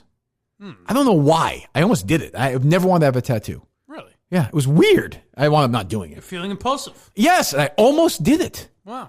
I don't know what the fuck I was thinking. You don't have a tattoo, do you? I don't. I will in March. Yes, of your own work. It's kind of arrogant. Doing our work. There's some I'm glad I didn't get. Like, What do you mean? Like when I was in college. What do you think these guys? What do you think about these guys who have tattoos with like slogans on them? Oh, I mean, What do you think of those? Oh, really? Yeah, like you're not going to regret that when you're 50. Oh yeah. Toughest. Yeah. There you go. Yeah. Which is essentially what I was just saying. Yes. That's a Jack good point. is That's a good sending point. T-shirts on display on the boardwalk. Yeah, that tramp stamp's gonna look great when you're 74, honey. Oh, this is a funny one. See, Bill I Burr make and Nick beer DiPaolo can do disappear. podcasts alone because they're energetic and they're constantly talking. Yeah, and I mean, you've done it. I've done it. You can do it. Yeah. You know, But and I you hate do it when I do it. I wasn't very good at it. I don't mind it occasionally if there's something I'm passionate about for 20 minutes, a good monologue. I did a lot of it when I left EI and did it. Yeah. Like I thought it was But you can do it because again, you've got good energy and and you're also You can informed. carry a conversation by yourself. I would never, if I did a mailbag, ever say, hey, this guy wants another quote. Jeez, good one. I don't know. Like he did with that fucking shirt thing. Like you got to come up with words while you're thinking. Yes, Yeah. yes, and and you do have to pause at times. You do, Sure. but it doesn't make. I don't know. Did Should you ever be do half the episode? Did you ever do one alone, Steve? A podcast or filling in or? Yeah, I was always alone when I filled in. But you had a producer to. You had Grace and you had there. calls. Yeah, too. but I had calls and I had a producer. It was mostly a you had lot of monologues. But you had 20-minute monologues. Yeah. Those are recorded. Yeah, people have found them. Okay, thank you. Yeah, go get them. It's good stuff. I stand by all my work. Everything you ever done, you stand by. Yeah, I like it You every like time. last week. Well, yeah, I kind of have to. That's a good point. I like to think if I didn't know Wendy's sweats was a real thing. Yeah, you eat 2 cheeseburgers and a bunch of chicken nuggets, and you're like, the Wendy's sweats. sweat a little bit. Wendy's sweats. I didn't know about fast that. food, I guess. Yeah. Yeah, you sweat. Yeah, you get a little sweaty. Eat too much fast You food. had that hat on though when you walked in, right? Yeah. In the court, They said, "Hey, buddy." representing me, Yeah. like part of my team, my posse, as Jim Florentine would say. Can I say that? No, you're not allowed. I'm your ace. Yeah, you're my guy sitting behind me, my muscle. You even introduced me to your attorney. I did. My attorney looked at you like, were you up next or something? Are you being, what are you being? The Cheyenne to your Aaron Hernandez. You're being booked for something? What are you here for? Of course, there are other people in that room as well who cannot be named anymore. Oh yeah. Stickers. Oh, right. Yes. Right. That's right. I forgot about that. That was an early sign for me, though. I was like, all right, we got something going on here. Yeah. Like just hearing the chants outside, and it was a funny experience. Yeah, I enjoyed that. And a win, and we'll see. And now we're going to start thinking about what we're going to do with this ability to say we're Kevin Cullen. And we also probably need to get sued again. Yeah, that'd be good. It would be good. It was really good attention. It was that people forget. It was the second day. No, the lawsuit came down the day of Before the you were first hired. day of the podcast. I think that's right. Yeah. It was a Wednesday, right? Yeah, Oh, no, because we- the second show was responding to the lawsuit. I remember walking out after lunch, and there it was. Yeah. I thought the first show was. No, I thought you responded no. to it before I was ever on. We'll go to the KMS historian. Yes. He'll let us know. Yes, he'll He or let- she will let us know. How many podcasts do you think today called senior citizen homes to check in on Margery Eagan? Do you think that's is going on? or not? Roughly 0. I would assume we're the only one, but maybe there's some others. Well, I mean, Brody wasn't taping it. He must be so happy when he See, he's a funny guy. Good. He does that once in a while. He must. What a weird existence to work. And I worked with Dino, who was losing his mind, but like at least he had energy. Margery has. Why would you be mad at Robert Kraft? And it's like, has Margery heard certain nothing? media in love circles, in Robert in Kraft. certain It sounds like she. When you watch those like that show Intervention on A&E, Yeah. At the beginning when they're really cracked out and really Yes. like, and they're like, I just want to go sleep. Yeah. I just want to have one more drink here. Maybe she takes something because we only listen to the Trenny. Maybe she like takes something when Trenny's coming in because she's just like, I mean, did she sound like? Do we have? Remember, this is around 11:30. Can we get sound of? But it's not. Remember, they recorded. They don't record it live. Oh, that's true. Unless they only do it when Mike Geary's lurking. That's true. I mean, can we get sound for tomorrow of Margery from like old Margery? Yeah, 2002. Does she sound crisp and alive? That's a great question. She's not old. I mean, she's older than I am. Yeah, but not significantly. She's like probably about Jerry's age. She's probably pushing 60. Okay. 60, maybe early 60s. That's still, that's not age you should sound like that. Tom Gray is great. Tom Gray. West was one. Tom Gray. All right. Yeah, do you think we'll get a good tattoo representation? We always ask this, and it always turns out better than we thought. So yeah. I mean, I think there's like 30 people, and we're not saying you have to get a neck tattoo. They can get it really anywhere wherever they you want. like. Yeah. Oh yes. Yeah. Some people might want to be a little bit more public or brazen with their tattoo. Some people want to get it on their back. I will say this: if somebody gets that tattoo on their face, you get a front row seat at the Wilbur. Okay. Well, that's another conversation. Did they get any benefits for getting the tattoo? Is it like a pass that they can just show up to live shows? No, we're charging these people. Yeah, I'm saying if you get, what are we doing here? It's a business. Come on. on. Ultimate, you're the one who talks about business all the time. We're bilking these people for what all they their get work. is Come on. they are all. I will say they're all made if they do that. Really? Yeah. That's going to be a lot of made individuals. Well, different category, but they're made. Yeah. If you get ink on your body from the Kirk Minahan show, You're part of the inner circle. Yeah, you're in. Yeah. You're in. All right. On your face, front row recognition at Wilbur. Wow. All right. I mean. Do you think we'll get anyone? We got some psychos. There are. Yes, I'm going to say yes to that. Okay. By the way, I think yes. Don't you, Steve? Face tattoo is a tricky one. Well, that's like your. That's kind of the debate, Steve. Yeah. Yeah, I know, but I'm saying like job interviews. That's what makes it sort of interesting. Job interviews are going to suck for the rest of your life. Yeah, but I mean, these are not people. Strangers are going to be staring at you. These people don't work. Yeah, we're not assuming it's going to be one with a job. I don't know. You find somebody like. I don't think it's going to be a judge. Find somebody who's self-employed or something. Right. Maybe they run their own internet company, but I don't know. You're against it for yourself, though, Mike. So you're saying Dave Portnoy might do it? Yes. So you're not going to do the face? No. Yeah, okay. No. Not a lot of love, but fine. That's fine. Not a lot of loyalty. But still rub it on my arm or something, maybe. Yeah, where are you going to get it? I don't know. I've been thinking upper back or my arm. One of my arms. Okay. Maybe a leg, but I like the upper body. Yeah. What is show it off? Alba going to get one or no?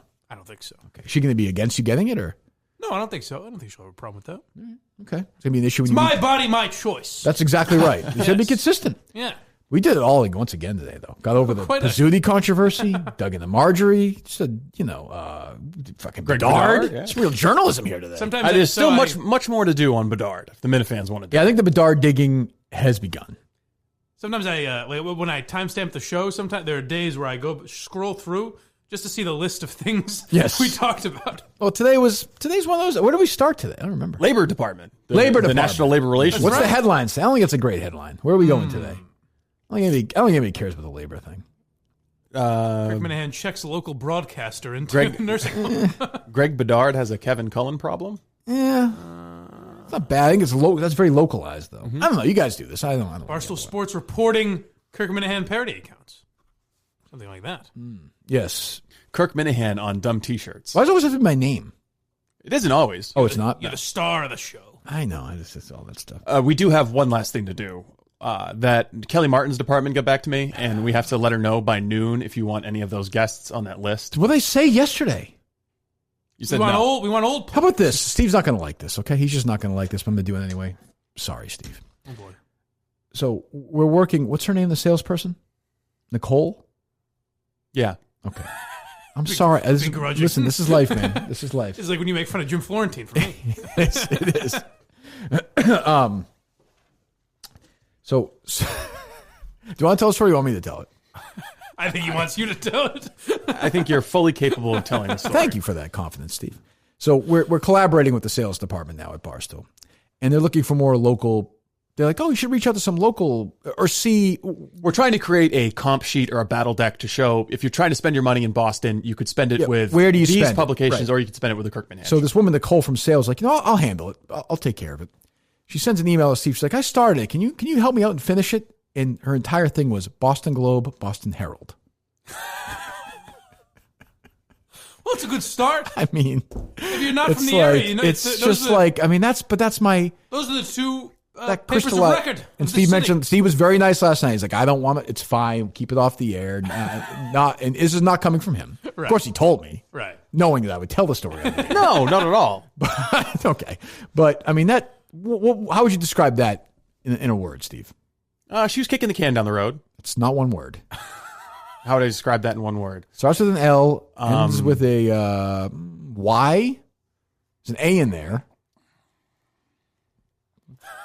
No? Longitudinous? Okay. That still doesn't fit. Doesn't. It's one of the worst guesses of all time. Well, I'm just saying that's what I say. We'll take care of it. We can take. And by the way, we don't even really need that. But okay, we can. But think about it. We have to. Two media outlets in Boston. It's true. Boston Globe. Especially you didn't write the word Boston and email it back.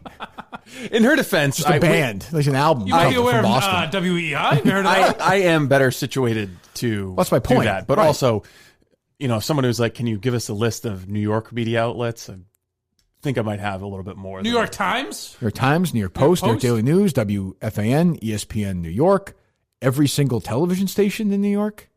A bunch of, I don't know, podcasts and emanate out of New York, the public access station out of New York, Newsday, I don't know, New Yorker, New York Magazine. Yes, but New York is bigger than Boston. Fine. Give me another city. Penora. Where's that? Penora. Madawaska. I know one place out of Madawaska. We do. 2. Oh, boy. Fiddlehead Focus. I got to say. St. John River Valley Times. And WCXX. And Bangor Daily News. I got no updates on that either, by the way. Scary world. Very quiet. Very quiet. Too quiet. From Richard Chandler a day later. I know how you feel. I leave the house now and I'm like, is that van following me? What's going on? I just try and live life the best I can, because you know it's coming. That's all. I'll put it this way. When you go to a restaurant, I'd sit with my back to the wall. It eliminates at least one option. That's I'm glad you said that. Thank you. I'm just trying to help you out here. You're going to eat food prepared by other people when Dick Chandler's after you? That's a good point, Even better advice. Yeah, I would bring your own food with you up to Madawaska, like an astronaut. Oh, my goodness. I have to bring it to Miami. Yes, that's true as well. He would go to those lengths? Sure, of course he would. Of course he would. Jesus. If one of our plane explodes on the way down, Chandler's the number one suspect. Are you guys flying together? No. So none of us are flying together. No. That's probably good. Yeah. Someone will get down there. Yeah, one of us will. All right. Well, so again, thanks to Milton's. Thanks to everybody else. We'll see what's going on with this investigative stuff, whether it's the Red Sox, whether it's Hank, Greg Bedard, whether it's Greg Bedard, Madawaska. We've got a shitload of stuff Margery's coming up. Margery. Yeah, I mean, hopefully people will be, reaching out for Margery. I'm concerned as well. Miami looms. Madawaska definitely looms. Madawaska is now 2 weeks away? 2 weeks away? Yeah. 2.5 weeks, 16 days from now, Mike, you'll be in Madawaska. My goodness. Steve will be in Madawaska. Here will be, I'll need my boots on. I'll be in Madawaska at about 7 o'clock Saturday night, and I'll be leaving at about 10:15. Yeah. See, I take a couple of pictures. Oh, the food looks good. And then hide out there. No. I'm excited. I'm ready. It's going to be a fun couple of weeks, and I'm excited for this Wilbur announcement, too. We have a shitload of stuff, so make sure you leave us a 5-star review. Is that right? Yes. Okay. Follow us on Instagram, KirkmanHandshow.com. You can get your nice new hats. Not that hat. Not this hat, no. The Scally hats are coming out next week. Dip in your kid's college fund, take a couple $100. You can make a nice down payment on the hat. You'll be all set. Same price as a Yankees hat, and I think the logo is much nicer. I wouldn't buy it for $3. Well, just being honest here. Nobody can pitch the merchandise like you can. What do you want me to say? Well, now I feel silly for buying. It's not what we want you to say. It's what we don't want you to say. What am I wearing right now? That's true. I love this sweatshirt. It's very comfortable. Yes, I wear the sweatshirt all the time. Yeah. Mike's wearing it too. What are you wearing, Steve? I'm wearing a black Matthews Brothers shirt. Oh, great. That's been a big help to us. Those guys. Fuck them, right, Steve? No, they got good windows. Okay, great. Good. Anytime we can advertise for a window company doesn't advertise with us, I say we do it. All right, so yeah, we're updating all this shit tomorrow. I'll be curious to see if my former partner fires back today. Ooh, so we'll have to listen. Do you think? No. You rolling your eyes? He's not going to fire back. Depends who's on. I think if Reema were on, he'd feel a little more comfortable. Oh, that's true. If you a guy like, what'd you call him, Mute? Yeah. If it's someone like that, he wants to go right down to brass tacks. I guess. Yeah. I mean, actually, the best guest he could have on would be Schilling, right? Oh, for today? Ooh, that's true. I guess, but I feel like somebody else had mentioned that to me. I was like, I've heard that from Schilling for the last 6 years. He's not going to say anything. But I mean, if you're Jerry's podcast for like a buzz right perspective, yes. yeah, that's true. Yeah, maybe he'll get them on. Be good for him. Yeah. All right. I feel like, as always, I feel like I'm missing one story. I'm sure we are. We text about anything else that I missed? No? KFC apologized. Not our KFC. The actual chicken place. No, not that. No. I don't know. All right. So, yeah, we're back tomorrow. And again, there'll be 96 things we'll update as we get ready for Miami, which is going to be a cluster fuck. I predict that week is going to be a disaster. I will lose my mind 10 times that week. And I almost feel like one of you two will be fired. Just out of my anger. I mean, by the way, I'm saying right now at 10:38 on Wednesday that it will be unfair. Okay. So just remember to say that back to me. I'd say that you're fired. Right. Can we come back the following week? Probably not. Right. Probably not. You always have the ability to just suspend the show, right? Yeah. I'm just be like, I'm taking a vacation now. Absolutely. Yeah. I mean, I have vacation time. The only one in the company who has it, I think, according to Dave, but I do have it. But I just feel like there's going to be a moment where we're sitting in a hotel room and shit doesn't work. I'm looking at Mike sitting on a fucking bed, and I'm going to want to punch him in the fucking face. It's just going to annoy me. Well, it's not my fault. I understand. Gonna work. I'm sure they try. Shit's going to work because I'm we're going to be uncomfortable. Our own it's just going to be weird. The fucking maid will come in. There'll be noise, people fucking in the room. That would actually be good, but actually go in there and talk to them. Yeah. But it's just going to be weird sound. It's just going to be strange. That does not lend itself to, I don't think, good podcasting. No. That feels like a Scallon Pals episode. See, I just imagined it being a bigger, where you have kind of a suite almost, where you have. I think you are way overthinking this. I'm saying the podcast room. I know. I think you're. According to them, we're the weirdos because we don't want to just do it in our hotel room. You know, like prima donnas. Like that's going to be the story. We're going to be the prima donnas. Yeah, but it's not even. I don't. It's like it's just it's nothing to do with that. You're a prima donna because you want to do it in the conference room instead of a hotel room. That's what the story will be. Part of my take is going to interview like Troy Aikman in the hotel room. I would think not, but maybe. That seems strange to anybody else. It seems very strange. Oh, the van I know, but yeah, I get if it's just whoever. I don't know, whoever. Yeah, if it's just one guy, I could see that. But most of them have multiple people. Would you feel weird if you're that guy though? Like, yeah, the interview's in a room. You know, if you're just doing a quick news report or something in your hotel room. Really, the interview's in room 268 at the hotel. It does seem strange if there's no chairs at the very least. I mean, if we're sitting on each other's beds. Yeah, I don't know. Yeah, Mr. Hernandez, come on into the hotel room. That's what I'm saying. Jesus, I don't know. All right, well, we'll keep an eye on that. We'll be back tomorrow. This was pretty reprehensible. I don't know how it can be anybody's idea of humor.